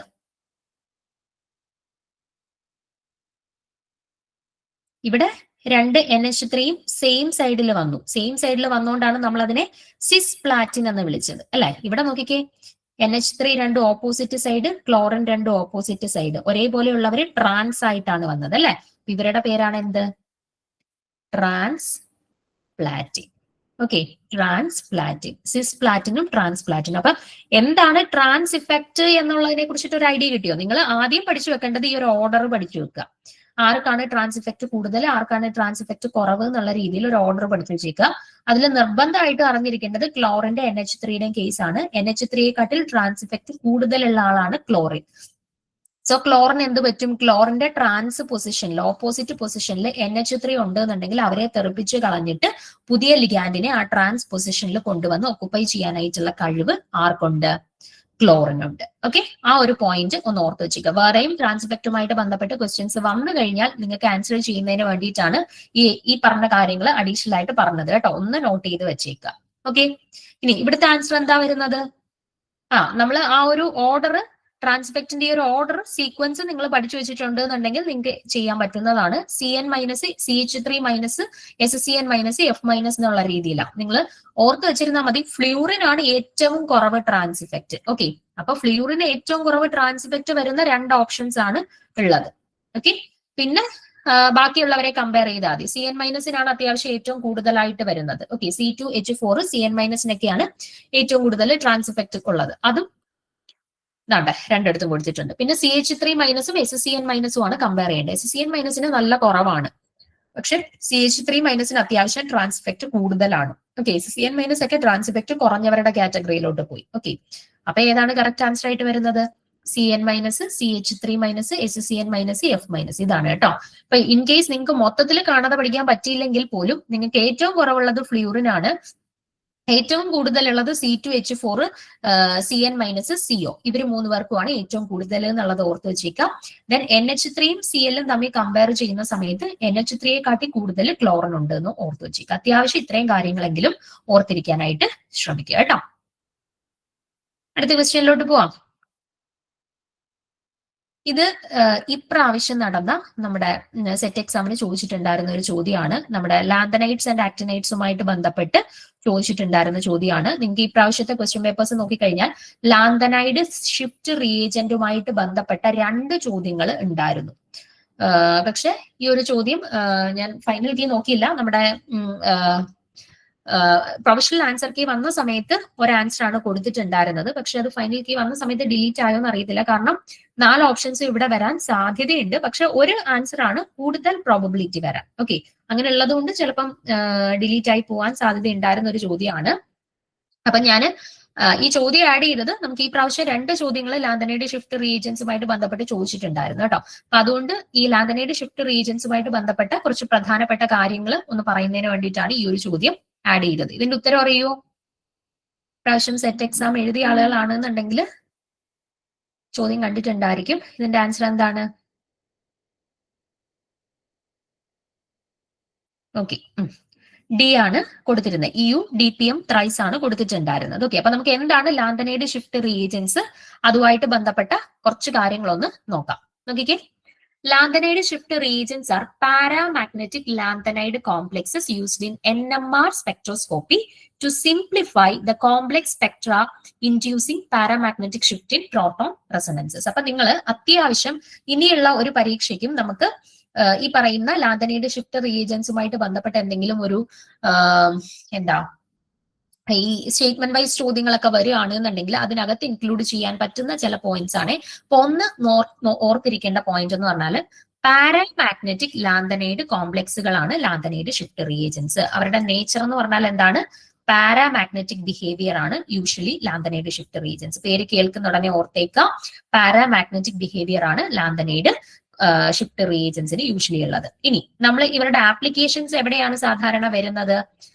NMR സ്പെക്ട്രോസ്കോപ്പിയിലാണ് നമ്മൾ ലാന്തനൈഡ് ഷിഫ്റ്റ് റിയേജൻസിനെ യൂസ് ചെയ്യുന്നത്. എന്തിനു വേണ്ടിയിട്ടാണ്? സാധാരണ NMR സ്പെക്ട്രോസ്കോപ്പിയിൽ ചില സ്പീഷീസിന്റെ സ്പെക്ട്രം എടുക്കുന്ന സമയത്ത് കോംപ്ലക്സ് ആയിട്ടുള്ള സ്പെക്ട്ര ആയിരിക്കും നമുക്ക് കിട്ടുന്നത്. അതായത് ഇപ്പം കുറെ സിഗ്നൽസ് ഇങ്ങനെ ജോയിൻ ചെയ്ത് കമ്പൈൻഡ് ആയിട്ട് നമുക്ക് ഡിഫറൻഷിയേറ്റ് ചെയ്യാൻ പറ്റാത്ത രീതിയിൽ കോംപ്ലക്സ് ആയിട്ടുള്ള സ്പെക്ട്ര ആയിരിക്കും ചില സ്പീഷീസുകൾ തരുന്നത്. ഓക്കെ, അപ്പൊ അങ്ങനെയുള്ള കേസസിൽ അതിനെ ഒന്ന് ഡിഫറൻഷിയേറ്റ് ചെയ്ത് നമുക്ക് കുറച്ച് പഠിക്കാൻ കുറച്ച് ഈസി ആവുന്ന രീതിയിൽ അവരുടെ ആ കോംപ്ലക്സിറ്റി ഒന്ന് കുറയ്ക്കുന്നതിന് വേണ്ടിയിട്ടാണ് നമ്മൾ ലാന്തനൈഡ് ഷിഫ്റ്റ് റിയേജന്റുകൾ യൂസ് ചെയ്യുന്നത്. ഓക്കെ, ഇനി ലാന്തനൈഡുകളുടെ കൂട്ടത്തിൽ യൂറോപ്യമാണ് നമ്മൾ ഏറ്റവും കൂടുതലായിട്ട് ഷിഫ്റ്റ് റിയേജന്റുകളായിട്ട് യൂസ് ചെയ്യുന്ന ഒരാള്. ഓക്കെ, യൂറോപ്യത്തിനെയാണ് നമ്മൾ ഷിഫ്റ്റ് റിയേജൻസ് ആയിട്ട് ഏറ്റവും അധികം യൂസ് ചെയ്യുന്ന ഒരാൾ. അപ്പൊ ഓർത്തിരിക്കേണ്ട ഒന്നാമത്തെ പോയിന്റ്, ഇവർക്ക് പാരാമാഗ്നറ്റിക് ബിഹേവിയർ ആണ്. NMR സ്പെക്ട്രോസ്കോപ്പിയിലാണ് നമ്മൾ ഇവരെ യൂസ് ചെയ്യുന്നത്. എന്തിനു വേണ്ടിയിട്ടാണ്? NMRൽ കോംപ്ലക്സ് സ്പെക്ട്രാസിനെ നമ്മളൊന്ന് കുറച്ച് സിംപ്ലിഫൈ ചെയ്യുന്നതിന് വേണ്ടിയിട്ടാണ് നമ്മൾ ലാന്തനൈഡ് ഷിഫ്റ്റ് റിയേജന്റുകൾ ആഡ് ചെയ്ത് കൊടുക്കുന്നത്. ലാന്തനൈഡുകളുടെ കൂട്ടത്തിൽ യൂറോപ്യമാണ് ഏറ്റവും അധികം നമ്മൾ ലാന്തനൈഡ് ഷിഫ്റ്റ് റിയേജന്റുകളായിട്ട് യൂസ് ചെയ്യുന്നത്. അതിൽ തന്നെ യൂറോപ്യത്തിന്റെ ഏറ്റവും ഇഫക്റ്റീവ് ആയിട്ടുള്ള ഏറ്റവും വൈഡ് ആയിട്ട് നമ്മൾ യൂസ് ചെയ്യുന്ന 2 കോംപ്ലക്സുകളാണ് EU DPM ത്രൈസും EU FOD ത്രൈസും. നോട്ട് ചെയ്ത് വെച്ചേക്ക് കേട്ടോ. EU DPM ത്രൈസും EU FOD ത്രൈസും ആണ് നമ്മൾ ലാന്തനൈഡ് ഷിഫ്റ്റ് റിയേജൻസിന്റെ കൂട്ടത്തിൽ ഏറ്റവും വൈഡ് ആയിട്ട് യൂസ് ചെയ്യുന്ന 2 ആളുകൾ കേട്ടോ. അപ്പൊ അതിലൊരാളാണ് നമ്മുടെ ഈ ഓപ്ഷനിൽ കൊടുത്തിട്ടുള്ള EU DPM ത്രൈസ് കേട്ടോ. അപ്പൊ മോസ്റ്റ് ഇഫക്റ്റീവ് ആയിട്ട് യൂസ് ചെയ്യുന്നത് അയാളായതുകൊണ്ട് തന്നെ മോസ്റ്റ് പ്രോബബിലിറ്റി വരുന്ന ഒരു ആൻസർ ഓപ്ഷൻ ഡി ആണ് കേട്ടോ. EU DPM ത്രൈസ് ആണ്. ഓക്കെ, അപ്പൊ യൂറോപ്യത്തിന്റെ കോംപ്ലക്സുകളാണ് പ്രധാനമായിട്ടും ലാന്തനൈഡ് ഷിഫ്റ്റ് റിയേജന്റുകളായിട്ട് യൂസ് ചെയ്യുന്നത്. അതിൽ ഏറ്റവും പ്രധാനപ്പെട്ട 2 എണ്ണമാണ് EU DPM ത്രൈസും EU FOD ത്രൈസും. ഓക്കെ, ഇനി നമുക്ക് യൂറോപ്യൻ മാത്രമല്ല, നമുക്ക് സമേറിയം, സീറിയം, എർബിയം, തൂളിയം, ഈറ്റർബിയം പോലെയുള്ള പല സ്പീഷീസുകളെയും നമുക്ക് യൂസ് ചെയ്യാനായിട്ട് പറ്റും. പക്ഷെ അത്ര വൈഡ് ആയിട്ട് യൂസ് ചെയ്യുന്നില്ല എന്നുള്ളതേ ഉള്ളൂ. ഓക്കെ, ഇനി നമ്മൾ യൂസ് ചെയ്യുന്ന ലാന്തനൈഡുകൾ മാറുന്നതിനനുസരിച്ചിട്ട് അവിടെ ഉണ്ടാക്കുന്ന കെമിക്കൽ ഷിഫ്റ്റിൽ വ്യത്യാസം വരും. അതായത് ചില ലാന്തനൈഡ് യൂസ് ചെയ്യുന്ന സമയത്ത് അപ്പ് ഫീൽഡ് ഷിഫ്റ്റ് ആയിരിക്കും നടക്കുക, ചില ലാന്തനൈഡ്സ് യൂസ് ചെയ്യുന്ന സമയത്ത് ഡൗൺ ഫീൽഡ് ഷിഫ്റ്റ് ആയിരിക്കും നടക്കുക. Up field shift, down field shift, അല്ലെങ്കിൽ ഡൗൺ ഫീൽഡ് ഷിഫ്റ്റ് എന്ന് പറഞ്ഞാൽ എന്താ, ലോവർ ഫീൽഡിലോട്ട് ഷിഫ്റ്റ് ചെയ്യുക. അപ്പ് ഫീൽഡ് ഷിഫ്റ്റ് എന്ന് പറഞ്ഞാൽ ഹയർ ഫീൽഡിലോട്ട്, ഹയർ കെമിക്കൽ ഷിഫ്റ്റ് വാല്യൂയിലോട്ട് ഷിഫ്റ്റ് ചെയ്യുക. ഓക്കെ, അപ്പൊ നിങ്ങൾ ഇവിടെ നിന്ന് ഓർത്ത് വെച്ചേക്കുക, ഡൗൺ ഫീൽഡ് ഷിഫ്റ്റ് ഉണ്ടാക്കുന്ന ലാന്തനൈഡ് ഷിഫ്റ്റ് റീജൻസ് ഏതൊക്കെ ആളുകളുടെയാണ് എന്നുള്ളത്, യൂറോപ്യം, എർബിയം, തൂളിയം, ഇറ്റർബിയം. ഈ 4 ലാന്തനൈഡുകളുടെ ലാന്തനൈഡ് ഷിഫ്റ്റ് റീജൻസ് എന്താണ്, ഡൗൺ ഫീൽഡ് ഷിഫ്റ്റ് അല്ലെങ്കിൽ ലോവർ ഫീൽഡ് ഷിഫ്റ്റ് ഉണ്ടാക്കുന്നതാണ്. ഓക്കെ, ഡൗൺ ഫീൽഡ് ഷിഫ്റ്റ് അല്ലെങ്കിൽ ലോവർ ഫീൽഡ് ഷിഫ്റ്റ് ഉണ്ടാക്കുന്നവരാണ് europium, erbium, thulium, ytterbium. Okay, note ചെയ്ത് വെച്ചേക്കാം. ഇനി നമുക്ക് ലാന്തനൈഡ് ഷിഫ്റ്റ് റീജൻസുമായിട്ട് ബന്ധപ്പെട്ട് വരുന്ന എക്സാംസിന് ക്വസ്റ്റ്യൻ വരികയാണെന്നുണ്ടെങ്കിൽ അതിനകത്തൊക്കെ ചേർക്കാൻ സാധ്യതയുള്ള പോയിന്റ് ആണ് കേട്ടോ. ഡൗൺ ഫീൽഡ് ഷിഫ്റ്റ് ഉണ്ടാക്കുന്നത് യൂറോപ്യം, എർബിയം, തൂളിയം, ഇറ്റർബിയം. അതേപോലെ തന്നെ അപ്പ് ഫീൽഡ് ഷിഫ്റ്റ് അല്ലെങ്കിൽ higher field shift, up field shift അല്ലെങ്കിൽ ഹയർ ഫീൽഡ് ഷിഫ്റ്റ് ഉണ്ടാക്കാൻ സാധ്യതയുള്ളവരാണ് cerium, praseodymium, neodymium, samarium. Okay, അതൊന്ന് നോട്ട് ചെയ്ത് വെച്ചേക്കുക. Cerium, praseodymium, neodymium, samarium, terbium, holmium, ഇവരൊക്കെയാണ് സാധാരണ അപ്പ് ഫീൽഡ് ഷിഫ്റ്റ് അല്ലെങ്കിൽ ഹയർ ഫീൽഡ് ഷിഫ്റ്റ് ഉണ്ടാക്കാൻ സാധ്യതയുള്ളവർ. ഓക്കെ, ജസ്റ്റ് അവരുടെ പേരുകളൊന്ന് നോട്ട് ചെയ്ത് വെച്ചേക്കുക. ഓക്കെ, അപ്പൊ ഇവിടെ കറക്റ്റ് ആൻസർ ആയിട്ട് വരുന്നത് EUDPM ത്രൈസ് ആണ്. ഓക്കെ, അപ്പൊ ലാന്തനൈഡ് ഷിഫ്റ്റ് റിയേജൻസ് എന്ന് കേൾക്കുന്ന ഉടനെ അവർ പാരാമാഗ്നറ്റിക് സ്പീഷീസ് ആണ്. NMR സ്പെക്ട്രോസ്കോപ്പിയിലാണ് നമ്മൾ ഇവരെ യൂസ് ചെയ്യുന്നത്. യൂറോപ്യം ആണ് ഏറ്റവും കൂടുതലായിട്ട് യൂസ് ചെയ്യുന്നത്. യൂറോപ്യത്തിന്റെ തന്നെ EUDPM ത്രൈസും EUFOD ത്രൈസും ആണ് നമ്മൾ കൂടുതലായിട്ടും യൂസ് ചെയ്യുന്നത്. പിന്നെ അതിൽ തന്നെ കുറച്ച് പേര് അപ്പ് ഫീൽഡ് ഷിഫ്റ്റ് ഉണ്ടാക്കുന്നു, കുറച്ച് പേര് ഡൗൺ ഫീൽഡ് ഷിഫ്റ്റ് ഉണ്ടാക്കുന്നു. ആരൊക്കെയാണ് അപ്പ് ഫീൽഡ്, ആരൊക്കെയാണ് ഡൗൺ ഫീൽഡ്, ആ പേരുകൾ കൂടെ ഒന്ന് നോട്ട് ചെയ്ത് വെച്ചേക്കുക. ഓക്കെ, അടുത്ത ചോദ്യം നോക്കുക. ഇതും ഒരു മുന്നത്തെ സെറ്റ് എക്സാമിൽ ചോദിച്ച ഈസി ആയിട്ടുള്ള ഒരു ചോദ്യമാണ്. നോക്കിക്കേ, the nickel complex that absorbs light of the shortest wave length, shortest wave length absorb ചെയ്യുന്ന സ്പീഷീസ് ഏതാണ് എന്നാണ് ചോദ്യം. NiEn ത്രൈസ് 2+ ആണോ, NiCN4 2- ആണോ, NiNH36 2+ ആണോ, NiH2O6 2+ ആണോ? ഇതില് ഷോർട്ടസ്റ്റ് വേവ് ലെങ്ത്തിൽ ലൈറ്റിനെ അബ്സോർബ് ചെയ്യുന്ന സ്പീഷീസ് ഏതാണ്?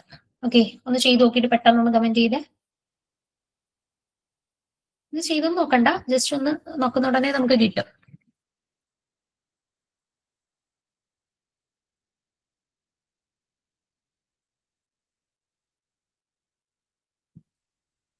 ഏതാണ് കറക്റ്റ് ആൻസർ ആയിട്ട് വരിക?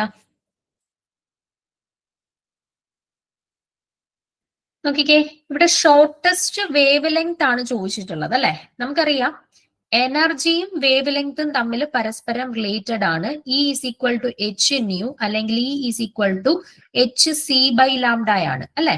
അതായത് E = 1/λ. എനർജിയും വേവ് ലെങ്തും തമ്മിൽ ഇൻവേഴ്സ് റിലേഷൻഷിപ്പ് ആണ്. നമുക്കിവിടെ ചോദിച്ചിട്ടുള്ളത് ഷോർട്ടസ്റ്റ് വേവ് ലെങ്ത്, ഷോർട്ടസ്റ്റ് ലാംഡയാണ് നമുക്ക് ചോദിച്ചിട്ടുള്ളത് അല്ലെ. ഇപ്പൊ ഷോർട്ടസ്റ്റ് വേവ് ലെങ്ത് ആണ് എന്നുണ്ടെങ്കിൽ അവരുടെ എനർജി എങ്ങനെയായിരിക്കും? ഏറ്റവും കൂടുതൽ ഉള്ളതായിരിക്കും അല്ലെ. അപ്പൊ എനർജി ഏറ്റവും കൂടുതൽ ആർക്കാണോ അവർക്കായിരിക്കും ഷോർട്ടസ്റ്റ് വേവ് ലെങ്തിൽ ലൈറ്റിനെ അബ്സോർബ് ചെയ്തത്. അപ്പൊ ഇവിടെ നോക്കിക്കേ നിങ്ങള്, എല്ലാം നിക്കലിന്റെ സ്പീഷീസുകളാണ്. പക്ഷെ ലിഗാൻഡുകൾ വ്യത്യസ്ത ലിഗാൻഡുകളാണ്. ഒരിടത്ത് EN ആണ്, ഒരിടത്തത് സാനോ ഗ്രൂപ്പ് ആണ്, ഒരിടത്ത് NH3 ആണ്, ഒരിടത്ത് H2O ആണ് അല്ലെ. ഇവർ ഓരോരുത്തരും ചിലര് സ്ട്രോങ് ഫീൽഡ് ലിഗാൻഡ് ആണ്, ചിലര് വീക്ക് ഫീൽഡ് ലിഗാൻഡുകളാണ്. നിങ്ങൾക്കറിയാം സ്ട്രോങ് ഫീൽഡ് ലിഗാൻഡുകൾ ആവുന്ന സമയത്ത് T2G EG തമ്മിലുള്ള സ്പ്ലിറ്റിംഗ് കൂടുതലായിരിക്കും, അവിടുത്തെ എനർജി ഗ്യാപ്പ് കൂടുതലായിരിക്കും. ഓക്കെ, പക്ഷെ വീക്ക് ഫീൽഡ് ലിഗാൻഡ് ആണ് എന്നുണ്ടെങ്കിൽ അവിടുത്തെ സ്പ്ലിറ്റിംഗ് കുറവായിരിക്കും ആൻഡ് അവിടുത്തെ എനർജി ഗ്യാപ്പും കുറവായിരിക്കും. ഓക്കെ, ക്ലിയർ ആണോ? സ്ട്രോങ് ഫീൽഡ് ലിഗാൻഡ് വരുമ്പോൾ T2G EGയുടെ ഇടയിലുള്ള എനർജി ഗ്യാപ്പ് കൂടുതലായിരിക്കും. വീക്ക് ഫീൽഡ് ലിഗാൻഡ് വരുന്ന സമയത്ത് T2G EGയുടെ ഇടയിലുള്ള എനർജി ഗ്യാപ്പ് കുറവായിരിക്കും. അപ്പൊ ഇവിടെ നോക്കിക്കേ, ഇവിടെ എനർജി കൂടുതലാണ്. സോ എനർജിയും വേവ് ലെങ്തും തമ്മിൽ ഇൻവേഴ്സ് റിലേഷൻഷിപ്പ് ആയതുകൊണ്ട് നമുക്ക് പറയാം ഇവിടെ വേവ് ലെങ്ത് ഏറ്റവും ഷോർട്ടസ്റ്റ് ആയിരിക്കും അല്ലെ. അപ്പൊ എനർജി ഗ്യാപ്പ് എവിടെയാണോ കൂടുതൽ അവിടെയായിരിക്കും ഷോർട്ടസ്റ്റ് വേവ് ലെങ്ത് ഉള്ളത്. അപ്പൊ എനർജി ഗ്യാപ്പ് ഇതിൽ ഏറ്റവും കൂടുതൽ എവിടെയാണ് എക്സ്പീരിയൻസ് ചെയ്യുന്നത്? A ആണോ, B ആണോ, C ആണോ, D ആണോ?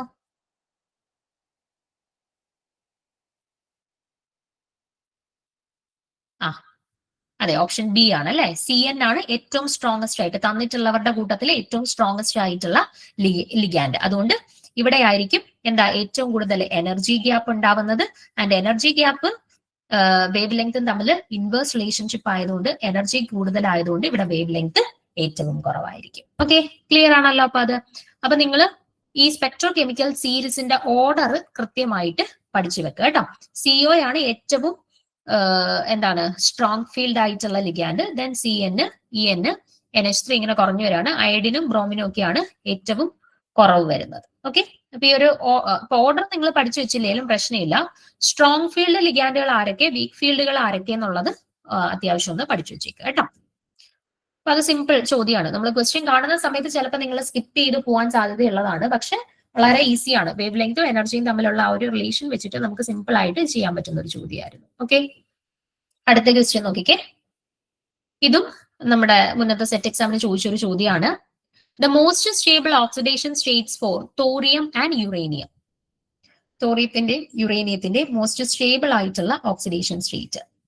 Okay, +4 for thorium and +6 for uranium, +6 for thorium and +4 for uranium, then +6 for both thorium and uranium, +4 for both thorium and uranium. Okay, ഇതിന്റെ ആൻസർ പറയുന്നതിന് മുന്നേ ഞാനിവിടെ നമ്മുടെ ലാന്തനൈഡ്സിന്റെയും ആക്ടിനൈഡ്സിന്റെയും ഓക്സിഡേഷൻ സ്റ്റേറ്റുമായിട്ട് ബന്ധപ്പെട്ട് നമുക്ക് 2-3 ക്വസ്റ്റ്യൻ പേപ്പേഴ്സിൽ ക്വസ്റ്റ്യൻസ് വന്നിട്ടുണ്ട്. പല ചോദ്യങ്ങൾ പല രീതിയിൽ ക്വസ്റ്റ്യൻസ് വന്നിട്ടുണ്ട്. അപ്പൊ അത്യാവശ്യം ഞാൻ ഈ ലാന്തനൈഡ്സിന്റെയും ആക്ടിനൈഡ്സിന്റെയും ഓക്സിഡേഷൻ സ്റ്റേറ്റുകളുമായിട്ട് ബന്ധപ്പെട്ട് നിങ്ങൾക്ക് ഓർത്തിരിക്കാനുള്ള നിങ്ങൾ പഠിച്ചിരിക്കേണ്ട കുറച്ച് പോയിന്റ്സുകൾ ഞാൻ ആഡ് ചെയ്തിട്ടുണ്ട്. ആ പോയിന്റ്സുകൾ നമുക്ക് ആദ്യം ഒന്ന് നോക്കാം. ഫസ്റ്റ് നോക്കുക, The oxidation state for all lanthanide elements. എല്ലാ ലാന്തനൈഡ് എലമെന്റ്സിന്റെയും കോമൺ ആയിട്ടുള്ള ഓക്സിഡേഷൻ സ്റ്റേറ്റ് ചോദിക്കാറുണ്ട്. ഏതാണ്? +3 ആണ് കേട്ടോ. ലാന്തനൈഡ്സിന്റെ മോസ്റ്റ് കോമൺ ഓക്സിഡേഷൻ സ്റ്റേറ്റ് എന്ന് പറയുന്നത് +3 ആണ്. ദെൻ +3 കൂടാതെ ചില ആളുകൾ +2 ഓക്സിഡേഷൻ സ്റ്റേറ്റും ചില ആളുകൾ +4 ഓക്സിഡേഷൻ സ്റ്റേറ്റും കാണിക്കാറുണ്ട് കേട്ടോ. അപ്പൊ ലാന്തനൈഡ്സിന്റെ സ്റ്റേബിൾ ഓക്സിഡേഷൻ സ്റ്റേറ്റ് ഏതാണെന്ന് ചോദിച്ചു കഴിഞ്ഞാൽ ഏതാണ്? +3 ആണ്. അഡീഷണലി അവർ +2 ആൻഡ് +4 ഓക്സിഡേഷൻ സ്റ്റേറ്റിലും കൂടെ എക്സിസ്റ്റ് ചെയ്യുന്നുണ്ട് കേട്ടോ. അഡീഷണലി +2 ആൻഡ് +4 ഓക്സിഡേഷൻ സ്റ്റേറ്റിലും കൂടെ എക്സിസ്റ്റ് ചെയ്യുന്നുണ്ട്. ഇനി ക്വസ്റ്റ്യൻ വരാം, ഏത് ലാന്തനൈഡ് ആണ് +2 ഓക്സിഡേഷൻ സ്റ്റേറ്റിൽ സ്റ്റേബിൾ ആയിട്ടുള്ളത്, ഏത് ലാന്തനൈഡ് ആണ് +4 ഓക്സിഡേഷൻ സ്റ്റേറ്റിൽ സ്റ്റേബിൾ ആയിട്ടുള്ളത്? അതും ക്വസ്റ്റ്യൻസിൽ ചോദിച്ചു കണ്ടിട്ടുണ്ട്. സ്റ്റേറ്റ്മെന്റ് വൈസ് ക്വസ്റ്റ്യൻസിനകത്തും വന്ന് കണ്ടിട്ടുണ്ട്. സീറിയം ആണ് +4 ഓക്സിഡേഷൻ സ്റ്റേറ്റിൽ സ്റ്റേബിൾ ആയിട്ടുള്ള ലാന്തനൈഡ് കേട്ടോ. സീറിയം ആണ് +4 ഓക്സിഡേഷൻ സ്റ്റേറ്റിൽ സ്റ്റേബിൾ ആയിട്ടുള്ള ലാന്തനൈഡ്. അതേപോലെ ചോദിക്കാവുന്ന മറ്റൊരു ചോദ്യമാണ്, ലാന്തനൈഡ്സിന്റെ കൂട്ടത്തില് ഓക്സിഡൈസിങ് ഏജന്റ് ആയിട്ട്, ബെറ്റർ ഓക്സിഡൈസിങ് ഏജന്റ് ആയിട്ട് ആക്ട് ചെയ്യുന്ന ലാന്തനൈഡ് ഏതാണെന്ന് ചോദിച്ചു കഴിഞ്ഞാൽ അത് സീറിയം 4 ആണ്. അതും പല പരീക്ഷകൾക്കും നമ്മുടെ സ്റ്റേറ്റ്മെന്റുകളിൽ ആഡ് ചെയ്ത് കണ്ടിട്ടുണ്ട് കേട്ടോ. ലാന്തനൈഡ്സിന്റെ കൂട്ടത്തിൽ oxidising agent, better oxidising agent ആയിട്ട് ആക്ട് ചെയ്യുന്ന ലാന്തനൈഡിനെ ചോദിച്ചു കഴിഞ്ഞാൽ സീറിയം 4 ആണ്. ഓക്കെ, ദെൻ അടുത്ത ചോദ്യമായിട്ട് വരുന്നതാണ് +2 ഓക്സിഡേഷൻ സ്റ്റേറ്റിൽ സ്റ്റേബിൾ ആയിട്ടുള്ള ലാന്തനൈഡ് ഏത്? ഓക്കെ, അപ്പൊ +2 ഏറ്റവും സ്റ്റേബിൾ ആയിട്ടുള്ള ലാന്തനൈഡ് യൂറോപ്യം ആണ് കേട്ടോ. +2 ഓക്സിഡേഷൻ സ്റ്റേറ്റിൽ സ്റ്റേബിൾ ആയിട്ട് ഏറ്റവും സ്റ്റേബിൾ ആയിട്ടുള്ള ലാന്തനൈഡ് യൂറോപ്യം ആണ്. പക്ഷെ 3 പേര് +2 ഓക്സിഡേഷൻ സ്റ്റേറ്റിൽ എക്സിസ്റ്റ് ചെയ്യുന്നുണ്ട്. സമേറിയം, യൂറോപ്യം, ഇറ്റർബിയം കേട്ടോ. സമേറിയം, യൂറോപ്യം, ഇറ്റർബിയം ഇവര് 3 പേരും +2 ഓക്സിഡേഷൻ സ്റ്റേറ്റിൽ എക്സിസ്റ്റ് ചെയ്യുന്ന ലാന്തനൈഡ്സ് ആണ്. പക്ഷെ ഏറ്റവും സ്റ്റേബിൾ ആയിട്ടുള്ള +2 ഓക്സിഡേഷൻ സ്റ്റേറ്റിലുള്ള ലാന്തനൈഡ് ചോദിച്ചു കഴിഞ്ഞാൽ നിങ്ങൾ യൂറോപ്യം എഴുതിക്കണം കേട്ടോ. അപ്പൊ +4 ഓക്സിഡേഷൻ സ്റ്റേറ്റിൽ സ്റ്റേബിൾ ആയിട്ടുള്ളവരെ ചോദിച്ചു കഴിഞ്ഞാൽ സീറിയം എഴുതണം. +2 ഓക്സിഡേഷൻ സ്റ്റേറ്റിൽ ഏറ്റവും സ്റ്റേബിൾ ആയിട്ടുള്ളവരെ ചോദിച്ചു കഴിഞ്ഞാൽ യൂറോപ്യം എഴുതണം. യൂറോപ്യം കൂടാതെ സമേറിയവും ഇറ്റർബിയവും കൂടിയുണ്ട് കേട്ടോ.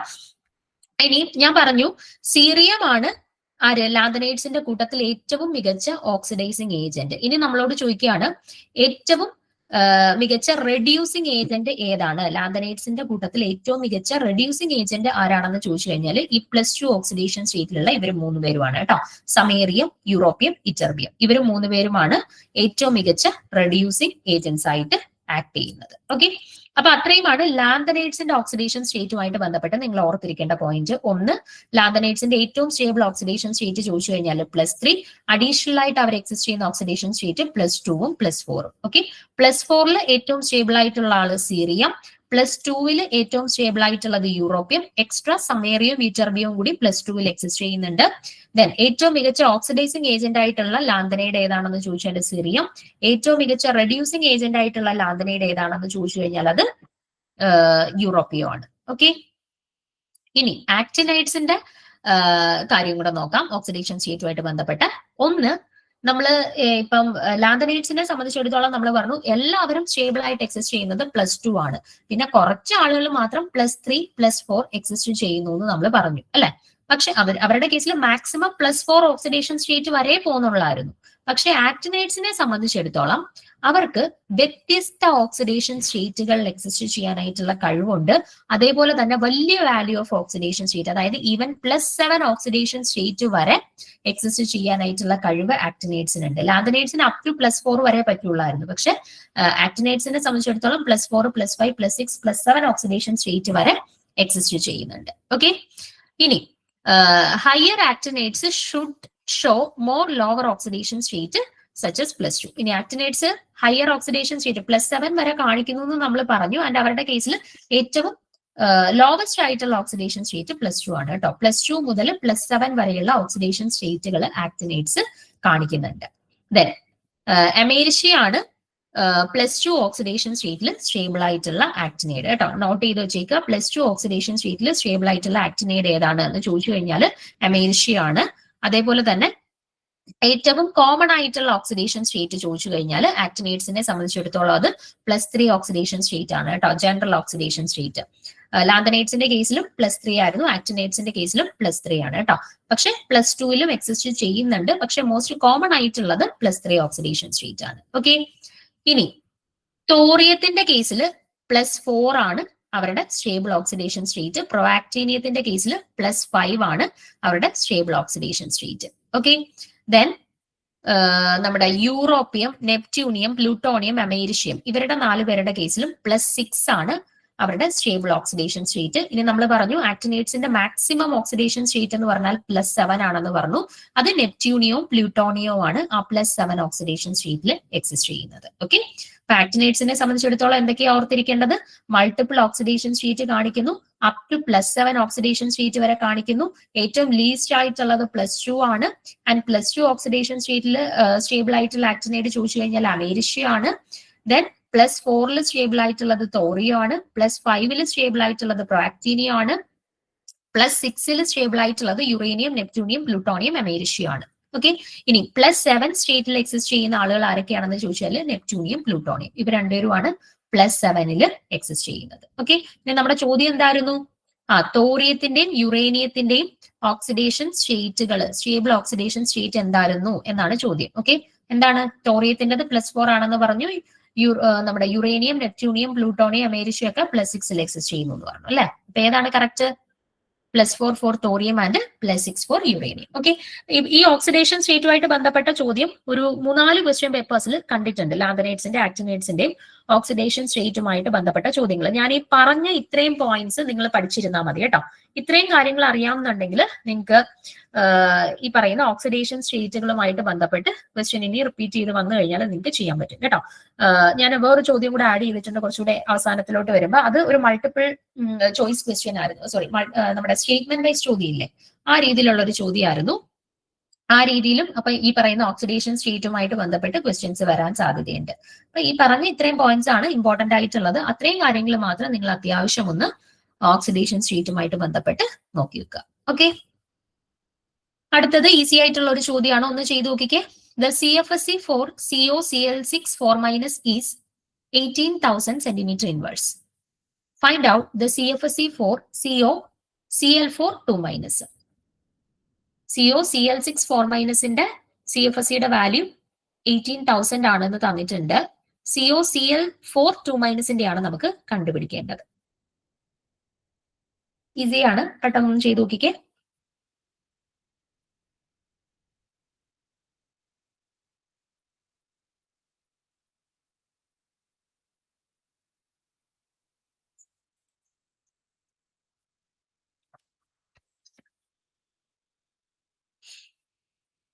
പെട്ടെന്ന്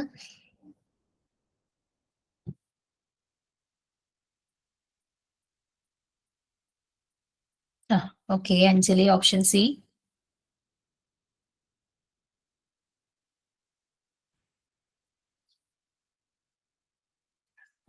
ബാക്കിയുള്ളവർ നോക്കിക്കേ. ഇവിടെ നമുക്ക് തന്നിട്ടുള്ള സ്പീഷീസ് CO Cl6 4- എന്ന് പറയുന്നത് ഒക്ടാഹെഡ്രൽ സ്പീഷീസ് ആണ് അല്ലെ.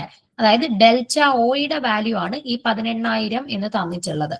ഇവിടെ നമുക്ക് COCl4 2- ആണ് കണ്ടുപിടിക്കാൻ പറഞ്ഞത്. അതായത് ടെട്രാഹെഡ്രൽ സ്പീഷീസ് ആണ് അല്ലെ. അപ്പൊ അവരുടെ കേസിൽ ഡെൽറ്റ ടി ആണ് നമുക്ക് കണ്ടുപിടിക്കാനായിട്ട് പറഞ്ഞിട്ടുള്ളത്. ആൻഡ് നമ്മൾ ഡെൽറ്റ ഒയും ഡെൽറ്റ ടിയും തമ്മിലുള്ള ഒരു റിലേഷൻ പഠിച്ചിട്ടുണ്ടല്ലോ. എന്തായിരുന്നു? ഡെൽറ്റ ടി എന്ന് പറയുന്നത് 4/9 ഡെൽറ്റ ഒയ്ക്ക് തുല്യമാണ് എന്ന് നമ്മൾ crystal field splitting in tetrahedral and octahedral species പഠിക്കുന്ന സമയത്ത് പഠിക്കുന്ന ഒരു ഇക്വേഷൻ ആണ്. Delta T is equal to 4/9 delta O. Okay, അപ്പൊ ഇവിടെ നമുക്ക് എന്ത് ക്വസ്റ്റ്യനിൽ തന്നിട്ടുണ്ട്? ഡെൽറ്റ ഒ തന്നിട്ടുണ്ട്, ഡെൽറ്റ ടി ആണ് കണ്ടുപിടിക്കേണ്ടത് അല്ലെ. ഇപ്പൊ 4/9 ഇൻറ്റു എന്താണ് ഡെൽറ്റ ഒയുടെ വാല്യൂ?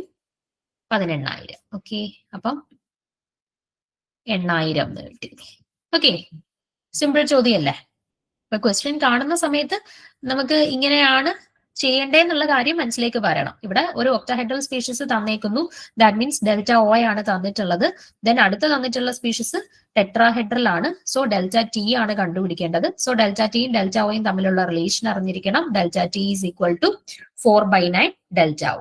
ഓക്കെ, ഇനി നമുക്ക് ഇതുപോലെ ഒരു ഒക്ടാഹെഡ്രൽ സ്പീഷീസിന്റെ എന്താ നമ്മുടെ CFSE വാല്യൂ തരുന്നു. ഓക്കെ, ഒക്ടാഹെഡ്രൽ സ്പീഷീസിന്റെ CFSE വാല്യൂ തന്നിട്ട് ഒരു സ്ക്വയർ പ്ലനാർ സ്പീഷീസിന്റെ CFSE വാല്യൂ കണ്ടുപിടിക്കാൻ ചോദിച്ചാൽ ഏത് ഇക്വേഷൻ ആണ് യൂസ് ചെയ്യേണ്ടത്?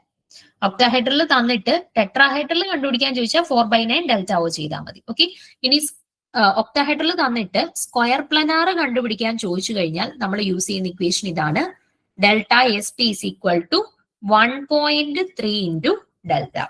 കേട്ടോ, 1.3 ഇൻറ്റു ഡെൽറ്റ ഒ. ഈ സ്പീഷീസ് ഒരു സ്ക്വയർ പ്ലനാർ സ്പീഷീസ് ആണ് എന്ന് തന്നിരിക്കുകയാണ് എന്നുണ്ടെങ്കിൽ നമ്മൾ എന്ത് ചെയ്താൽ മതി?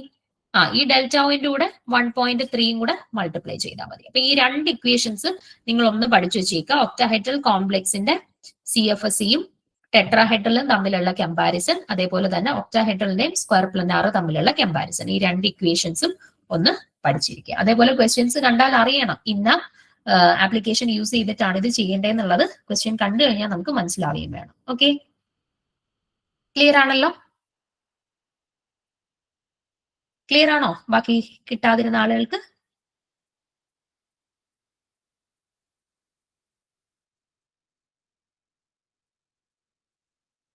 ഓക്കെ, അപ്പൊ അടുത്ത ക്വസ്റ്റ്യൻ നോക്കിക്കേ. സിമ്പിൾ ആയിട്ടുള്ള ചോദ്യമാണ്. Find out the number of unpaired electrons in Fe(H2O6) 3+. Simple ആയിട്ടുള്ള ചോദ്യമാണ്. ഇത് നമ്മുടെ സെറ്റ് എക്സാമിന് ചോദിച്ചിട്ടുള്ള ചോദ്യമാണ്. ചെയ്തിട്ട് പെട്ടെന്ന് പറഞ്ഞേ.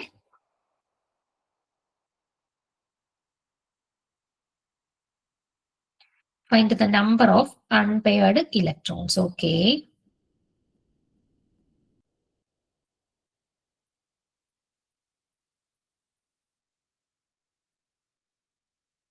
ഓക്കെ ഓക്കെ അപ്പൊ ഇവിടെ നോക്കിക്കേ, നമ്മുടെ സ്പീഷീസ് എന്താണ്? Fe ഓക്കെ H2O6 3+ ആണ്. ദാറ്റ് മീൻസ് Fe 3+ ആണ്. ലിഗാൻഡ് ആയിട്ട് വന്നിട്ടുള്ളത് വാട്ടർ ആണ്, അതായത് വീക്ക് ഫീൽഡ് ലിഗാൻഡ് ആണ്. വീക്ക് ഫീൽഡ് ലിഗാൻഡ് ആവുമ്പോൾ നമുക്ക് കിട്ടുന്ന സ്പീഷീസ് എന്താണ്? ഹൈ സ്പിൻ സ്പീഷീസ് ആണ്. Fe 3+ ആവുമ്പോൾ മൊത്തത്തിൽ D5 ആണ് കോൺഫിഗറേഷൻ. 5 ഇലക്ട്രോൺസ് ഉണ്ട്. 1 2 3 4 5 5 അൺപെയർഡ് ഇലക്ട്രോൺസ് ഉണ്ട്. ഈസി ആയിട്ടുള്ള ചോദ്യമായിരുന്നു. അടുത്ത ചോദ്യം നോക്കുക. 9ാമത്തെ ചോദ്യം. The coordination compound NiPPH2ET twice Br2 has zero magnetic moment. The geometry and number of possible isomers are. നോക്കിക്കൊന്ന്. നമുക്കൊരു കോർഡിനേഷൻ കോമ്പൗണ്ട് തന്നിട്ടുണ്ട്. NiPPH2ET twice Br2 ആണ്. അവരുടെ മാഗ്നറ്റിക് മൊമെന്റ് 0 ആണെന്ന് തന്നിട്ടുണ്ട്. അതാണ് നമ്മുടെ കീവേഡ്. ഓക്കെ, ഇതിനെ ബേസ് ചെയ്തിട്ടാണ് നമ്മൾ ആൻസറിലോട്ട് എത്തേണ്ടത്. കീവേഡ് ഇതാണ്. ഈ സ്പീഷീസിന്റെ മാഗ്നറ്റിക് മൊമെന്റിന്റെ വാല്യൂ 0 ആണ് എങ്കിൽ ഇവരുടെ ജോമെട്രി എന്താണ്? എത്ര ഐസോമേഴ്സ് ഇവർക്ക് പോസിബിൾ ആണ്?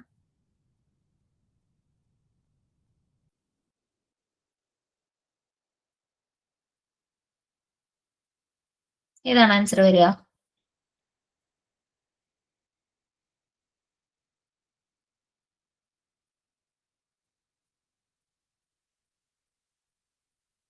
ഏതാണ് ആൻസർ വരിക?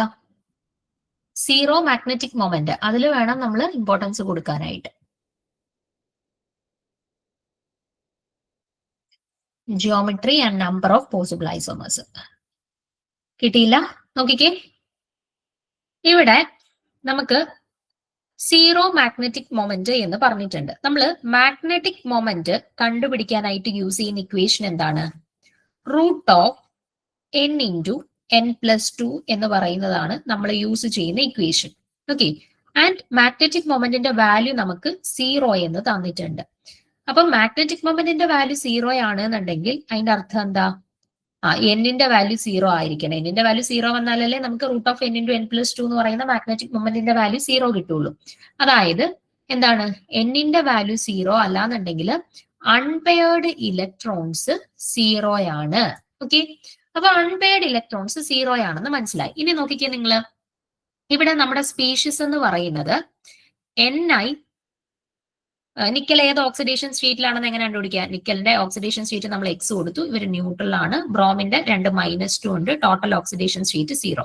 എക്സ് -2 ഈക്വൽ ടു സീറോ, അല്ലെങ്കിൽ X is equal to +2 oxidation state ആണ്. അപ്പൊ നമുക്ക് ഇവിടെ കിട്ടി നിക്കല് +2 ഓക്സിഡേഷൻ സ്റ്റേറ്റിലാണ് ഈ ഒരു സ്പീഷീസിൽ പ്രസന്റ് ആയിട്ടുള്ളത്. ഓക്കെ, അപ്പൊ +2 ഓക്സിഡേഷൻ സ്റ്റേറ്റ് എന്ന് പറയുമ്പോൾ നിക്കല് D8 കോൺഫിഗറേഷൻ ആണ്. ഓക്കെ, ഇനി നോക്കിക്കേ, ഇവിടെ കോർഡിനേഷൻ നമ്പർ 4 ആണ്. അതായത് നിക്കലിനെ സറൗണ്ട് ചെയ്ത് ടോട്ടലി 4 ലിഗാൻഡ് ആണ് ഉള്ളത്.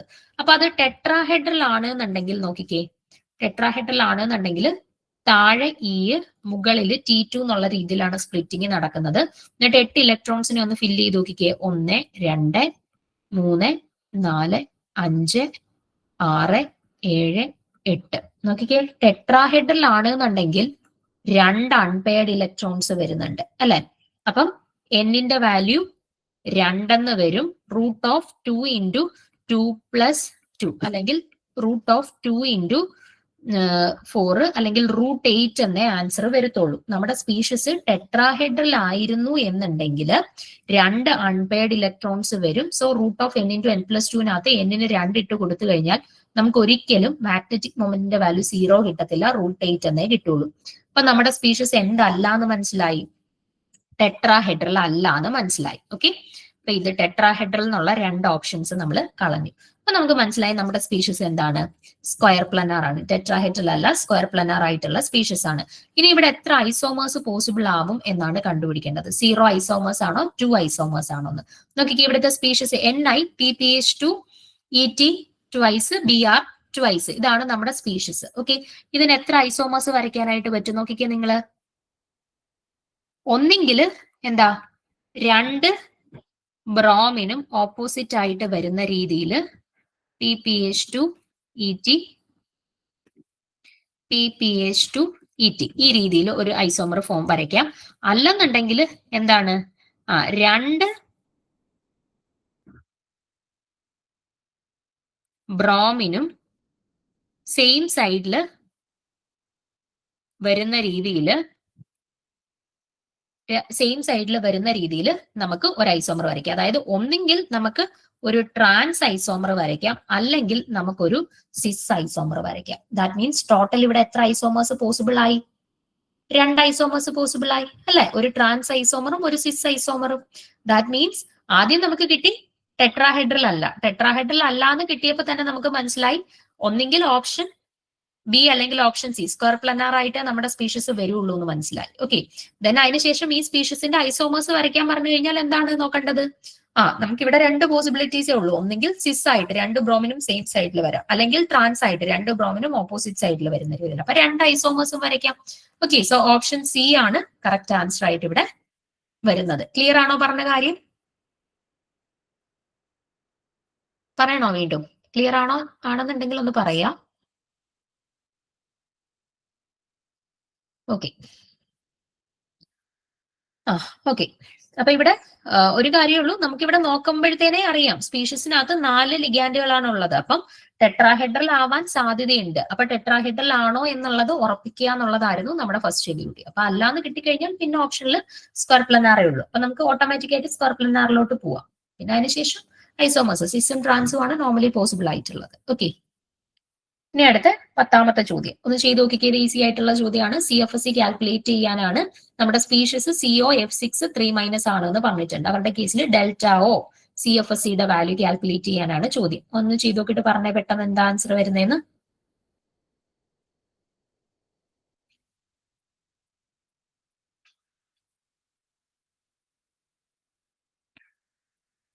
For the complex COF6 3-, the crystal field stabilization energy in terms of delta O 1.2, 0.8, 0.6, 0.4.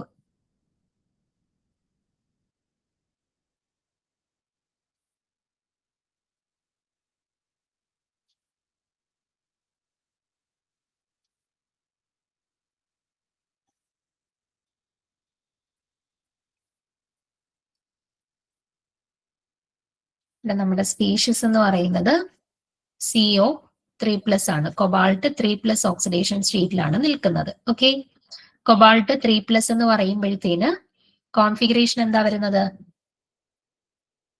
D6 configuration ആണ് വരുന്നത്. ഓക്കെ, 6 ലിഗാൻഡ് ആണ്. സോ ഒക്ടാഹെഡ്രൽ സ്പീഷീസ് ആണ്. നമ്മുടെ ലിഗാൻഡുകളായിട്ട് വന്നിട്ടുള്ളത് ഫ്ലൂറിൻ ആണ്. ഫ്ലൂറിൻ എന്താണ്? വീക്ക് ഫീൽഡ് ലിഗാൻഡ് ആണ്. ഫ്ലൂറിൻ വീക്ക് ഫീൽഡ് ലിഗാൻഡുകൾ ആയതുകൊണ്ട് തന്നെ ഫോം ചെയ്യുന്ന സ്പീഷീസ് എന്തായിരിക്കും?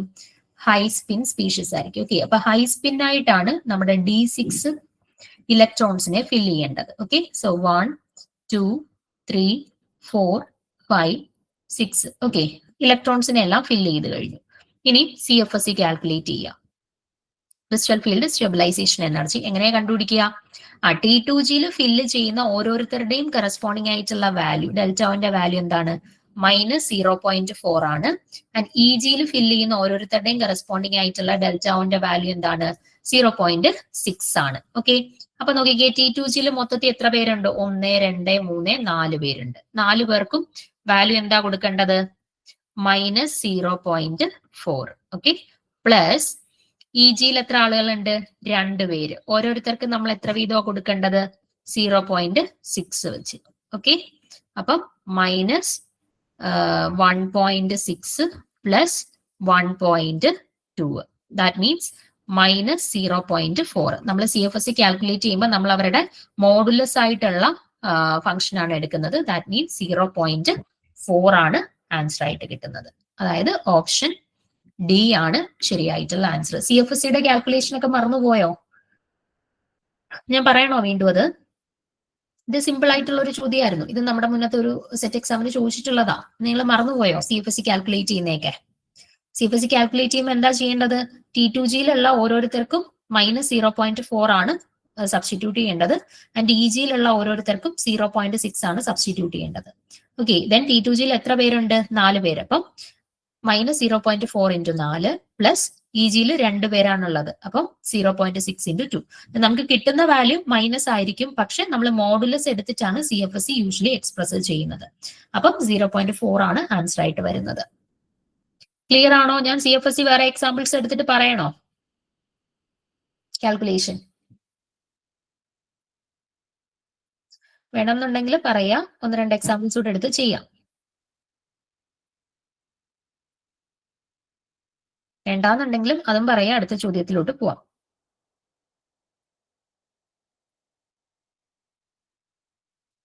എന്ത് വേണം? പറയണോ?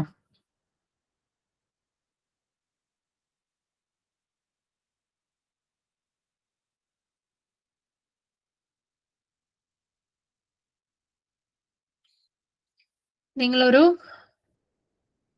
D7 low spin D7 low സ്പിന്നിന്റെ കേസിലുള്ള CFSEയുടെ വാല്യൂ ഒന്ന് കാൽക്കുലേറ്റ് ചെയ്തിട്ട് പെട്ടെന്നൊന്ന് പറഞ്ഞേ. D7 low spin.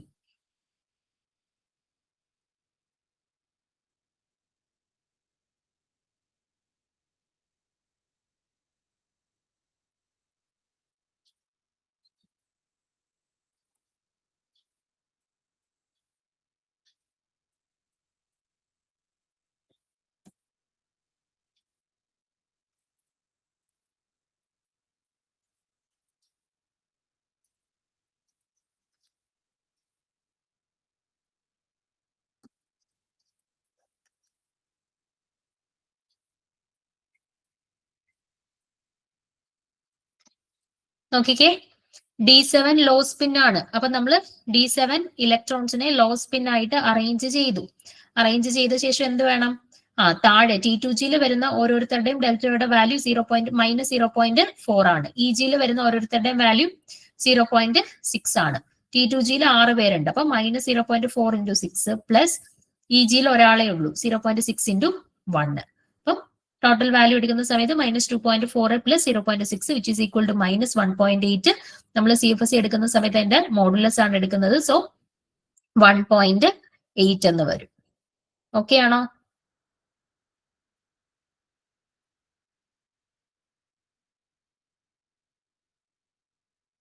ഓക്കെ ആണോ?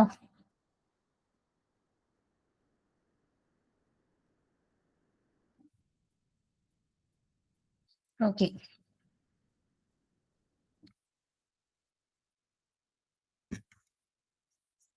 അടുത്ത ക്വസ്റ്റ്യൻ നോക്കിക്കേ. The magnetic moment of COH2O6 2+ is 4. Magnetic മൊമെന്റിന്റെ വാല്യൂ തന്നിട്ടുണ്ട് 4 ആണെന്ന്. അങ്ങനെ ആണെന്നുണ്ടെങ്കിൽ ഈ സ്പീഷീസിന്റെ ഇലക്ട്രോണിക് കോൺഫിഗറേഷൻ എങ്ങനെ വരും? ഇതിൽ ഏതാണ് കറക്റ്റ് ആയിട്ടുള്ള കോൺഫിഗറേഷൻ? ഏത് കോൺഫിഗറേഷന്റെ കറസ്പോണ്ടിങ് ആയിട്ടാണ് നമുക്ക് മാഗ്നറ്റിക് മൊമെന്റിന്റെ വാല്യൂ 4 കിട്ടുന്നത്?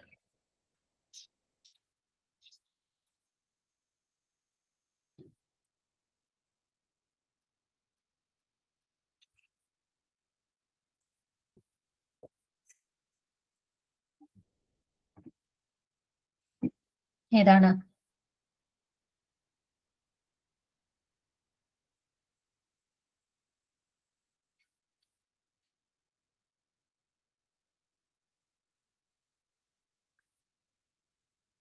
നോക്കിയേ, നമ്മുടെ സ്പീഷീസ് COH2O6 2+ ആണ്. അതായത് കൊബാൾട്ട് 2+ ആണ് നമ്മുടെ species.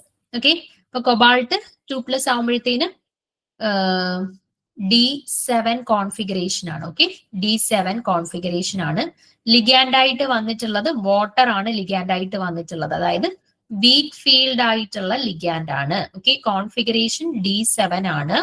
Ligand week field ligand ആണ്. സോ ഫോം ചെയ്യുന്ന കോംപ്ലക്സ് എന്തായിരിക്കും? വീക്ക് ഫീൽഡ് ലിഗാൻഡ് ആയതുകൊണ്ട് തന്നെ ഹൈ സ്പിൻ കോംപ്ലക്സ് ആണ് ഫോം ചെയ്യുന്നത്. ഓക്കെ, അപ്പം കോൺഫിഗറേഷൻ എങ്ങനെ വരും? ഹൈ സ്പിന്നിൽ D7 7 ഇലക്ട്രോൺസിനെ അറേഞ്ച് ചെയ്യണം. അപ്പൊ 1 2 3 4 5 6 7 ഈ രീതിയിലാണ് കോൺഫിഗറേഷൻ വരുന്നത് അല്ലെ. അതായത് T2Gയിൽ 5, EGയിൽ 2 ഇലക്ട്രോൺ. ഓക്കെ, ഇനി നമുക്ക് വേണമെന്നുണ്ടെങ്കിൽ ഇത് തന്നെ ആണോ എന്ന് അറിയാനായിട്ട് അവരുടെ മാഗ്നറ്റിക് മൊമെന്റിന്റെ വാല്യൂ ഒന്ന് ചെക്ക് ചെയ്ത് നോക്കാം, 4 കിട്ടുന്നുണ്ടോ എന്ന്. മാഗ്നറ്റിക് മൊമെന്റ് കണ്ടുപിടിക്കാനായിട്ടുള്ള ഇക്വേഷൻ എന്താണ്? √n into n+2. എന്നിന്റെ വാല്യൂ എന്താണ്? അൺപെയർഡ് ഇലക്ട്രോൺസിന്റെ എണ്ണമാണ്. 1 2 3 3 അൺപെയർഡ് ഇലക്ട്രോൺസ് ഉണ്ട്. അപ്പൊ 3 into 3 + 2 which is equal to 3 into 5. 5 10s 5 3 15. അപ്പം √15 എന്ന് പറയുമ്പോൾ അപ്രോക്സിമേറ്റ്ലി എന്തിന് ഇക്വലന്റ് ആയിട്ട് വരും? 4. √16 അല്ലേ 4. അപ്പൊ 15 വരുമ്പോഴത്തേന് 3.8 3.9 റേഞ്ചിൽ വരും. അതായത് അപ്രോക്സിമേറ്റ്ലി 4 അടുപ്പിച്ച് വരും അല്ലെ. അപ്പൊ കറക്റ്റ് അല്ലേ? ഈ കോൺഫിഗറേഷൻ വരുന്ന സമയത്താണ് നമുക്ക് എന്ത് മാഗ്നറ്റിക് മൊമെന്റിന്റെ വാല്യൂ അപ്രോക്സിമേറ്റ്ലി 4 അടുപ്പിച്ച് വരുന്നത്. സോ അതാണ് കറക്റ്റ് ആയിട്ടുള്ള ആൻസർ. നമ്മുടെ മാഗ്നറ്റിക് മൊമെന്റ് റിലേറ്റഡ് ആയിട്ടും ക്വസ്റ്റ്യൻസ് കുറെ തവണ റിപ്പീറ്റ് ചെയ്ത് ചോദിച്ചിട്ടുണ്ട്. മാഗ്നറ്റിക് മൊമെന്റ് കണ്ടുപിടിക്കാനായിട്ടുള്ള ഇക്വേഷൻ അറിഞ്ഞിരിക്കുക. √n into n+2. n എന്ന് പറയുന്നത് അൺപെയർഡ് ഇലക്ട്രോൺസിന്റെ എണ്ണമാണ്. അപ്പൊ അത് കൃത്യമായിട്ട് അറിയണമെന്നുണ്ടെങ്കിൽ തരുന്ന സ്പീഷീസിനനുസരിച്ച് അവരുടെ ലോ സ്പിൻ അല്ലെങ്കിൽ ഹൈ സ്പിൻ ആയിട്ട് അവരെ അറേഞ്ച് ചെയ്യാനായിട്ട് കൃത്യമായിട്ട് അറിഞ്ഞിരിക്കണം. ഓക്കെ, ലിഗാൻഡുകൾ നോക്കി ലോ സ്പിൻ ആണോ ഹൈ സ്പിൻ ആണോ എന്നുള്ള രീതിയിൽ സ്പീഷീസുകളെ അറേഞ്ച് ചെയ്യാൻ കൃത്യമായിട്ട് അറിഞ്ഞിരിക്കുക. ഓക്കെ, അടുത്തത് ടേം സിമ്പലുമായിട്ട് റിലേറ്റ് ചെയ്ത ചോദ്യമാണ്. ടേം സിമ്പൽ വളരെ ഇമ്പോർട്ടന്റ് ആണ്. നമുക്ക് റിപ്പീറ്റഡ്ലി ക്വസ്റ്റ്യൻസ് എല്ലാ തവണയും ഒരു ചോദ്യമോ ഒരു ചോദ്യം അല്ലെങ്കിൽ 2 ചോദ്യം നമ്മുടെ ടേം സിമ്പൽസുമായിട്ട് റിലേറ്റ് ചെയ്ത് എല്ലാ ക്വസ്റ്റ്യൻ പേപ്പേഴ്സിലും ഉണ്ടായിരിക്കും. അപ്പൊ ഇവിടെ നോക്കിക്കേ, the ground state term symbol for 5D4. 5D4 എന്ന് പറയുന്ന സ്പീഷീസിന്റെ കറസ്പോണ്ടിങ് ആയിട്ടുള്ള ഗ്രൗണ്ട് സ്റ്റേറ്റ് ടേം സിമ്പൽ കണ്ടുപിടിക്കാനായിട്ടാണ് ഈ ഗ്രൗണ്ട് സ്റ്റേറ്റ് ടേം സിമ്പൽ ഉള്ളത് ഏത് സ്പീഷീസിനാണ് കണ്ടുപിടിക്കാനായിട്ടാണ് ചോദ്യം. ഓക്കെ, അപ്പൊ ആദ്യം നമുക്ക് ടേം സിമ്പൽ കണ്ടുപിടിക്കാനായിട്ടുള്ള കുറച്ച് സ്റ്റെപ്സ് എന്തൊക്കെയാണ് എന്നുള്ളത് നോക്കാം. 2s + 1 L J. ഇതാണ് ഒരു ടേം സിമ്പലിന്റെ ജനറൽ ഫോർമാറ്റ്. Okay, 2s+1l(j). ഇതാണ് നമ്മുടെ ഒരു ടേം സിമ്പലിന്റെ ജനറൽ ഫോർമാറ്റ് എന്ന് പറയുന്നത്. ഇതിൽ എസ് എന്ന് പറയുന്നത് സ്പിൻ ആണ്. അതായത് ഇപ്പൊ ഞാൻ ഇങ്ങനെ ഒരു കോൺഫിഗറേഷൻ എടുത്തു. ഇതിനകത്ത് ഇപ്പൊ 3 ഇലക്ട്രോൺസ് ആണ് ഫില്ല് ചെയ്തേക്കുന്നുണ്ടെങ്കിൽ ഇവിടുത്തെ എസിന്റെ വാല്യൂ എന്താ? Half half half, 3/2. അപ്പൊ അവിടെ 2s+1 എന്ന് പറഞ്ഞാൽ 2 × 3/2 +1 എന്ന് വരും, വിച്ച് ഈസ് ഈക്വൽ ടു 4 എന്ന് കിട്ടും. ഓക്കെ, അപ്പൊ എസ് എന്ന് പറഞ്ഞാൽ സ്പിൻ, അതായത് ഇലക്ട്രോൺസിനെ അറേഞ്ച് ചെയ്ത ശേഷം ടോട്ടൽ സ്പിൻ എടുക്കുക. 2s+1നെ നമ്മൾ വിളിക്കുന്നത് സ്പിൻ മൾട്ടിപ്ലിസിറ്റി എന്നാണ്. ഓക്കെ, സ്പിൻ മൾട്ടിപ്ലിസിറ്റി എന്നാണ്. ആ സ്പിൻ മൾട്ടിപ്ലിസിറ്റി എന്ന് പറയുന്നത് എന്താണ്? 2s+1 സ്പിന്ന്, ഇത് ടോട്ടൽ സ്പിൻ ആണ്. 2 × s+1 ചെയ്യുമ്പോഴാണ് സ്പിൻ മൾട്ടിപ്ലിസിറ്റി കിട്ടുന്നത്. ഓക്കെ, അങ്ങനെയാണ് നമ്മൾ 2s+1ന്റെ വാല്യൂയിലേക്ക് എത്തുന്നത്. അടുത്ത എൽ എന്ന് പറഞ്ഞാൽ ടോട്ടൽ ഓർബിറ്റൽ ആംഗുലാർ മൊമെന്റം ആണ്. ടോട്ടൽ ഓർബിറ്റൽ ആംഗുലാർ മൊമെന്റം അതെങ്ങനെയാ വരിക? നോക്കിക്കേ, നമ്മുടെ ഡി ഓർബിറ്റൽസ് 5 ഡി ഓർബിറ്റൽസ് ഉണ്ട്. അപ്പം അവരുടെ സ്മോൾ എൽ വാല്യൂസ് 0, 1, 2, -1, -2 ഇങ്ങനെയല്ലേ വരുന്നത്.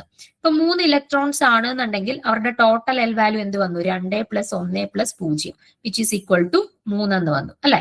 ഇപ്പൊ 4 ഇലക്ട്രോൺസ് ഉണ്ട് എന്നുണ്ടെങ്കിൽ 2 + 1 + 0 + -1 എന്തെന്ന് വരും? 2 എന്ന് വരും അല്ലെ. 5 ഇലക്ട്രോൺസ് ആണെന്നുണ്ടെങ്കിൽ 2 + 1 3, 3 - 1 2, 2 - 2 0 എന്ന് വരും അല്ലെ. അപ്പൊ ഓരോയിടത്തും ഇലക്ട്രോൺസിനെ ഫില്ല് ചെയ്യുന്നതിനനുസരിച്ചിട്ട് അവരുടെ വാല്യൂസിന് വ്യത്യാസം വരും. ഓക്കെ, ഇനി നമുക്ക് കിട്ടുന്ന എൽ വാല്യൂ 0 ആണെന്നുണ്ടെങ്കിൽ കറസ്പോണ്ടിങ് ആയിട്ട് നമ്മൾ എസ് എന്ന് സബ്സ്റ്റിറ്റ്യൂട്ട് ചെയ്യും. 1 എന്നാണെന്നുണ്ടെങ്കിൽ പി എന്ന് സബ്സ്റ്റിറ്റ്യൂട്ട് ചെയ്യും. 2 ആണെന്നുണ്ടെങ്കിൽ ഡി എന്ന് സബ്സ്റ്റിറ്റ്യൂട്ട് ചെയ്യും. 3 ആണെന്നുണ്ടെങ്കിൽ എഫ് എന്ന് സബ്സ്റ്റിറ്റ്യൂട്ട് ചെയ്യണം. ഓക്കെ, എല്ലിന്റെ value total some of small L ചെയ്യുമ്പോൾ ക്യാപിറ്റൽ എല്ലിന്റെ വാല്യൂ കിട്ടും. അത് 0 ആണെങ്കിൽ എസ്, 1 ആണെങ്കിൽ പി, 2 ആണെങ്കിൽ ഡി, 3 ആണെന്നുണ്ടെങ്കിൽ എഫ് എന്ന് സബ്സ്റ്റിറ്റ്യൂട്ട് ചെയ്യണം. ഇനി ജെ എന്ന് പറയുന്നത് എന്താണ്? ജെ എന്ന് പറയുന്നത് പല വാല്യൂസ് വരാം. ഒന്നെങ്കിൽ L+S വരാം, അല്ലാന്നുണ്ടെങ്കിൽ L-S വരാം, അല്ലെങ്കിൽ എസ് വരാം. L+S, L-S, S. നമ്മുടെ configuration more than half filled ആണ് എന്നുണ്ടെങ്കിൽ L+S എന്ന് പറയുന്ന ഇക്വേഷൻ യൂസ് ചെയ്താണ് ജെ കണ്ടുപിടിക്കുക. നമ്മുടെ configuration less than half filled ആണ് എന്നുണ്ടെങ്കിൽ L-S യൂസ് ചെയ്തിട്ടാണ് ജെയുടെ വാല്യൂ കണ്ടുപിടിക്കുക. നമ്മുടെ കോൺഫിഗറേഷൻ ഹാഫ് ഫിൽഡ് ആയിട്ടാണ് വരുന്നതെന്നുണ്ടെങ്കിൽ എന്താ? എസിന്റെ വാല്യൂ എന്താണോ കിട്ടിയിട്ടുള്ളത് അത് തന്നെ ജെയ്ക്കും കൊടുക്കാം. ഞാൻ ഒരു എക്സാമ്പിൾ ഇപ്പൊ എടുത്ത് കാണിക്കാം. ഞാനൊരു D2 കോൺഫിഗറേഷൻ ആണ് എടുത്തിട്ടുള്ളത്. ഓക്കെ, D2 കോൺഫിഗറേഷന്റെ ടേം സിമ്പൽ നമ്മൾ കണ്ടുപിടിക്കാൻ പോവാം. ഓക്കെ, ഇപ്പൊ 2 ഇലക്ട്രോൺസിനെ ഫില്ല് ചെയ്തു. ആദ്യം നമ്മൾ 2s+1 L(j) ഇതാണ് നമ്മുടെ ടേം സിമ്പലിന്റെ ഫോർമാറ്റ്. ഓക്കെ, അപ്പൊ ആദ്യം എസ് കണ്ടുപിടിക്കണം. എസിന്റെ വാല്യൂ എന്താ ഇവിടെ വരുന്നത്? ഒരു ഇലക്ട്രോൺ ഹാഫ്, അടുത്ത electron half, half plus half, എസിന്റെ വാല്യൂ 1. ഓക്കെ, ഇപ്പൊ 2s+1ന്റെ വാല്യൂ എന്ത് കിട്ടും? 2 × 1 + 1 അതായത് 3 എന്ന് കിട്ടും. ഓക്കെ, അപ്പൊ 2s+1ന്റെ വാല്യൂ 3 എന്ന് കിട്ടി. ഇനി എല്ലിന്റെ വാല്യൂ കണ്ടുപിടിക്കണം. എല്ലിന്റെ വാല്യൂ എന്താ വരുന്നത്? 0 + 1 + 2 -1 -2 എന്ത് വരും? +1ൽ ഒരു ഇലക്ട്രോൺ, +2ൽ ഒരു ഇലക്ട്രോൺ, ടോട്ടൽ 3 വന്ന്. ഓക്കെ, ഇപ്പൊ എല്ലിന്റെ വാല്യൂ 3 വരുവാണെന്നുണ്ടെങ്കിൽ നമ്മൾ എന്താ സബ്സ്റ്റിറ്റ്യൂട്ട് ചെയ്യുന്നത്? 0 ആണെങ്കിൽ എസ്, 1 ആണെങ്കിൽ പി, 2 ആണെന്നുണ്ടെങ്കിൽ ഡി, 3 ആണെന്നുണ്ടെങ്കിൽ എഫ് സബ്സ്റ്റിറ്റ്യൂട്ട് ചെയ്യും അല്ലെ. നമുക്കിപ്പോ എല്ലിന്റെ വാല്യൂ എന്താ കിട്ടിയേ? 3 ആണ് കിട്ടിയേക്കുന്നത്. അപ്പൊ നമ്മൾ എന്ത് സബ്സ്റ്റിറ്റ്യൂട്ട് ചെയ്യും? എഫ് എന്ന് സബ്സ്റ്റിറ്റ്യൂട്ട് ചെയ്യും. ഓക്കെ, അപ്പൊ എല്ലിന്റെ വാല്യൂ എഫ് എന്ന് കിട്ടി. അപ്പൊ 3 എഫ്. ഇനി ജെയുടെ വാല്യൂ എന്താ കൊടുക്കുന്നത്? L+S കൊടുക്കാം, L-S കൊടുക്കാം, എസ് കൊടുക്കാം. അത് കോൺഫിഗറേഷൻ ഹാഫ് ഫിൽഡ് ആണോ, ലെസ് ദാൻ ഹാഫ് ഫിൽഡ് ആണോ, മോർ ദാൻ ഹാഫ് ഫിൽഡ് ആണോ നോക്കിയിട്ട്. ഇവിടെ നോക്കിക്കേ, 2 ഇലക്ട്രോണേ ഉള്ളൂ. അതായത് ഹാഫ് ഫിൽഡ് എന്ന് പറഞ്ഞാൽ 5 ഇലക്ട്രോൺ വേണം. അപ്പൊ 5 ഇലക്ട്രോണിനെക്കാട്ടിലും കുറവാണ്. അപ്പൊ ലെസ് ദാൻ ഹാഫ് ഫിൽഡ് ആണ്. ഓക്കെ, അപ്പൊ ലെസ് ദാൻ ഹാഫ് ഫിൽഡ് ആവുമ്പോഴത്തേന് കോൺഫിഗറേഷൻ എന്താ വരുന്നത്? ലെസ് ദാൻ ഹാഫ് ഫിൽഡ് ആവുമ്പോൾ ജെയുടെ വാല്യൂ എന്താ വരുന്നത്? L-S ആണ്. എല്ലിന്റെ വാല്യൂ നമുക്ക് എന്താ കിട്ടിയത്? 3. എസിന്റെ വാല്യൂ നമുക്ക് എന്താ കിട്ടിയത്? 2s+1 അല്ല നോക്കണ്ട, എസ്. എസിന്റെ വാല്യൂ എന്താ കിട്ടിയിട്ടുള്ളത്? 1. അപ്പൊ 3 - 1 = 2 എന്ന്. അപ്പൊ ജെയുടെ സ്ഥാനത്ത് നമുക്ക് എന്ത് കൊടുക്കാം? 2 എന്ന് കൊടുക്കാം. അപ്പൊ 3f2 എന്നാണ് നമ്മുടെ D2 കോൺഫിഗറേഷന്റെ കറസ്പോണ്ടിങ് ആയിട്ടുള്ള ടേം സിമ്പൽ. ഓക്കെ, അപ്പൊ ഈ രീതിയിലാണ് നമ്മൾ ടേം സിമ്പൽ കണ്ടുപിടിക്കുന്നത്. അപ്പൊ ഇവിടെ നോക്കിക്കേ, നമുക്ക് 5D4 എന്ന് ടേം സിമ്പൽ തന്നിട്ടുണ്ട്. എന്നിട്ട് ഏത് സ്പീഷീസിന്റെ കറസ്പോണ്ടിങ് ആയിട്ടുള്ള ടേം സിമ്പൽ ആണിത് എന്നാണ് ചോദ്യം. ഓക്കെ, അപ്പൊ ഇവിടെ നമുക്ക് എങ്ങനെ കണ്ടുപിടിക്കാം? നോക്കിക്കേ നിങ്ങൾ, ആദ്യം ഞാൻ ഈ ഓരോരുത്തരുടെയും കോൺഫിഗറേഷൻ ഒന്ന് എഴുതുകയാണ്. Mn2+ എന്ന് പറയുമ്പോൾ അവര് D5 കോൺഫിഗറേഷൻ ആണ്. CO3+ എന്ന് പറയുമ്പോൾ D5 കോൺഫിഗറേഷൻ ആണ്. D6 കോൺഫിഗറേഷൻ ആണ്. V3+ എന്ന് പറയുമ്പോൾ D2 കോൺഫിഗറേഷൻ ആണ്. Fe3+ എന്ന് പറയുമ്പോൾ D5 കോൺഫിഗറേഷൻ ആണ്. ഓക്കെ, D5 കോൺഫിഗറേഷൻ ആണ്. ഓക്കെ, അപ്പൊ ഈ ഓരോ കോൺഫിഗറേഷന്റെ കേസിലും ഞാൻ D5, D6, D2, D5 എന്നുള്ള രീതിയിലാണ് കിട്ടിയിട്ടുള്ളത്. ഓക്കെ, ഇനി ഈ ഓരോരുത്തരുടെ കേസിലും ഞാൻ എസിന്റെ വാല്യൂ 2s+1 വാല്യൂ ഒന്ന് കണ്ടുപിടിക്കാനായിട്ട് പോവാണേ.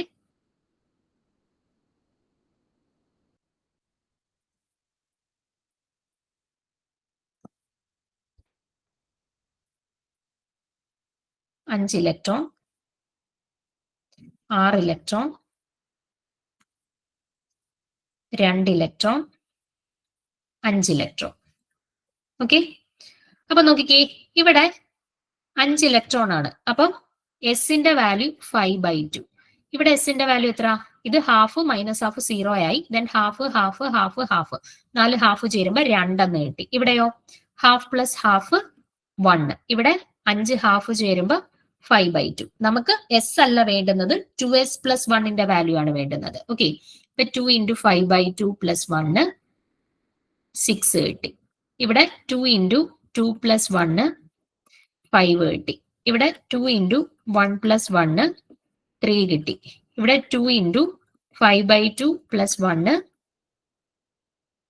6 കിട്ടി. നമുക്ക് 2s+1 സ്ഥാനത്ത് എന്താ കിട്ടേണ്ടിയിരുന്നത്? 5 ആണ് കിട്ടേണ്ടിയിരുന്നത്. അപ്പൊ ആരുടെ കേസിലാണ് നമ്മൾ 2s+1 കണ്ടുപിടിച്ചപ്പോൾ നമുക്ക് 5 കിട്ടിയിട്ടുള്ളത്? കൊബാൾട്ട് 3+ കേസിലാണ്. അവർക്കാണ് D6 കോൺഫിഗറേഷൻ ഉള്ളത്. ആൻഡ് ആ D6 കോൺഫിഗറേഷന്റെ കറസ്പോണ്ടിങ് ആയിട്ടാണ് നമ്മൾ 2s+1 ചെയ്യുന്ന സമയത്ത് നമുക്ക് 5 കിട്ടുന്നത്. 5 ആണ് കിട്ടേണ്ടത്. 5 കിട്ടുന്ന ഒരേ ഒരു ഓപ്ഷൻ മാത്രമേ ഉള്ളൂ, CO3+. സോ 5D4 എന്ന് പറയുന്ന ടേം സിമ്പൽ വരുന്ന സ്പീഷീസ് ഓപ്ഷൻ ബി ആണ് കേട്ടോ. ഓപ്ഷൻ ബി ആണ് കറക്റ്റ് ആയിട്ടുള്ള ആൻസർ ആയിട്ട് വരുന്നത്. ഓക്കെ ആണോ? ടേം സിമ്പൽ എന്തായാലും നിങ്ങൾ കൃത്യമായിട്ട് പഠിക്കുക. ഒരു ചോദ്യം, ഒരു മാർക്ക് നമുക്ക് ഷുവർ ആണ്. എല്ലാ തവണയും ടേം സിമ്പലുമായിട്ട് ബന്ധപ്പെട്ട ഒന്നീ ടേം സിമ്പൽ കണ്ടുപിടിക്കാൻ, അല്ലെ ടേം സിമ്പൽ തന്നിട്ട് അത് ഏത് സ്പീഷീസിന്റെ ആണെന്ന് കണ്ടുപിടിക്കാൻ, അങ്ങനെ ഒരു ചോദ്യം നമുക്ക് എന്തായാലും എല്ലാ തവണത്തെ ക്വസ്റ്റ്യൻ പേപ്പേഴ്സിലും ഉണ്ടായിരിക്കും. അപ്പൊ ഷുവർ ആയിട്ട് പഠിച്ചു കഴിഞ്ഞാൽ മാർക്ക് സ്കോർ ചെയ്യാൻ പറ്റുന്ന ഒന്നാണ് ടേം സിമ്പൽ എന്ന് പറഞ്ഞത് കേട്ടോ. അപ്പൊ എന്തായാലും ടേം സിമ്പൽ കൃത്യമായിട്ട് പഠിക്കാനായിട്ട് നോക്കുക. ഓക്കെ, ക്ലിയർ ആണല്ലോ? ഓക്കെ ആണോ? ഇനി മുന്നോട്ട് വരുമ്പോൾ ഞാൻ ടേം സിമ്പലിന്റെ ഒരു ചോദ്യം കൂടെ ആഡ് ചെയ്തിട്ടുണ്ട്. ഇനി നമുക്കൊരു 8-9 ചോദ്യങ്ങളും കൂടെ ഉണ്ട്. ബാക്കി ഇപ്പം ഇന്നിപ്പോ കണ്ടിന്യൂ ചെയ്യണോ അതോ അടുത്ത ക്ലാസ്സിൽ ഡിസ്കസ് ചെയ്താൽ മതി? ഇന്നിപ്പോ ആള് കുറവാണ്. അപ്പം എന്തായാലും നമുക്ക് കോർഡിനേഷനകത്തുള്ള കുറച്ച് പോർഷൻസിന്റെ ക്വസ്റ്റ്യൻസും കൂടെ ആഡ് ചെയ്യാനുണ്ട്. അപ്പം നമുക്ക് ഇവിടെ വരെയുള്ള പോർഷൻസ് ഇന്ന് നിർത്തിയിട്ട് ബാക്കി ചോദ്യങ്ങളും അതേപോലെ തന്നെ നമ്മുടെ അസോസിയേറ്റീവ് ഡിസോസിയേറ്റീവ് സെലക്ഷൻ റൂൾസ് അതിന്റെ ചോദ്യങ്ങൾ ഞാൻ ഇന്ന് ആഡ് ചെയ്തിട്ടില്ല. അപ്പൊ ആ പോർഷൻസും കൂടി ഇൻക്ലൂഡ് ചെയ്തിട്ട് നമുക്ക് അടുത്ത ആഴ്ചയും ഈ പറയുന്ന coordination and transition and inner transition എലമെന്റ്സിന്റെ ആ ഒരു പോർഷൻ നമുക്ക് കണ്ടിന്യൂ ചെയ്യാം. വളരെ ഇമ്പോർട്ടന്റ് ആണ്. നമുക്ക് എന്തായാലും ഈ ഒരു ചാപ്റ്ററുമായിട്ട് ബന്ധപ്പെട്ട ഒരു ഈ 2 ചാപ്റ്റേഴ്സുമായിട്ട് ബന്ധപ്പെട്ട ഒരു 6-7 മാർക്കിന്റെ ക്വസ്റ്റ്യൻസ് നമുക്ക് എല്ലാ തവണയും ചോദിക്കാറുണ്ട്. നിങ്ങൾ കൃത്യമായിട്ട് അത്യാവശ്യം ഇപ്പൊ ചാപ്റ്റേഴ്സ് പഠിച്ചില്ലെങ്കിൽ പോലും ഈ MCQ പഠിച്ച് ഓരോന്നുമായിട്ട് ബന്ധപ്പെട്ട കൺസെപ്റ്റ് കാര്യങ്ങൾ മനസ്സിലാക്കി പോവുകയാണെന്നുണ്ടെങ്കിൽ നിങ്ങൾക്ക് ഷുവർ ആയിട്ട് ഒരു 6-7 മാർക്ക് സ്കോർ ചെയ്യാനായിട്ട് പറ്റും. റിപ്പീറ്റഡ്ലി സെയിം പാറ്റേണിലുള്ള ചോദ്യങ്ങളാണ് വരുന്നത്. അപ്പൊ ക്വസ്റ്റ്യൻസ് പരമാവധി വർക്ക്ഔട്ട് ചെയ്യുവാണെങ്കിൽ പോലും നമുക്ക് വരുന്ന ഒരു എക്സാമിന് നല്ല രീതിയിൽ ഈ ഒരു ചാപ്റ്ററിൽ നിന്ന് മാർക്ക് സ്കോർ ചെയ്യാനായിട്ട് പറ്റും കേട്ടോ. അപ്പൊ ഇന്ന് വരെ പഠിച്ച കാര്യങ്ങൾ നിങ്ങൾ കൃത്യമായിട്ട് പഠിക്കുക. പ്രീവിയസ് ക്വസ്റ്റ്യൻ പേപ്പേഴ്സ് എടുത്ത് ഈ ഒരു ഫോമാറ്റിലുള്ള ക്വസ്റ്റ്യൻസ് ഒന്ന് വർക്ക്ഔട്ട് ചെയ്ത് നോക്കുക. ഓക്കെ, അപ്പൊ ബാക്കി കുറച്ചധികം ക്വസ്റ്റ്യൻസ് ഉണ്ട്, നമുക്ക് വരുന്ന ക്ലാസ്സിൽ അടുത്ത ക്ലാസ്സിൽ ഡിസ്കസ് ചെയ്യാം. ഓക്കെ. ഇന്നത്തെ നമുക്ക് സ്റ്റോപ്പ് ചെയ്യാം ക്ലാസ് ഇവിടെ വെച്ചിട്ട്.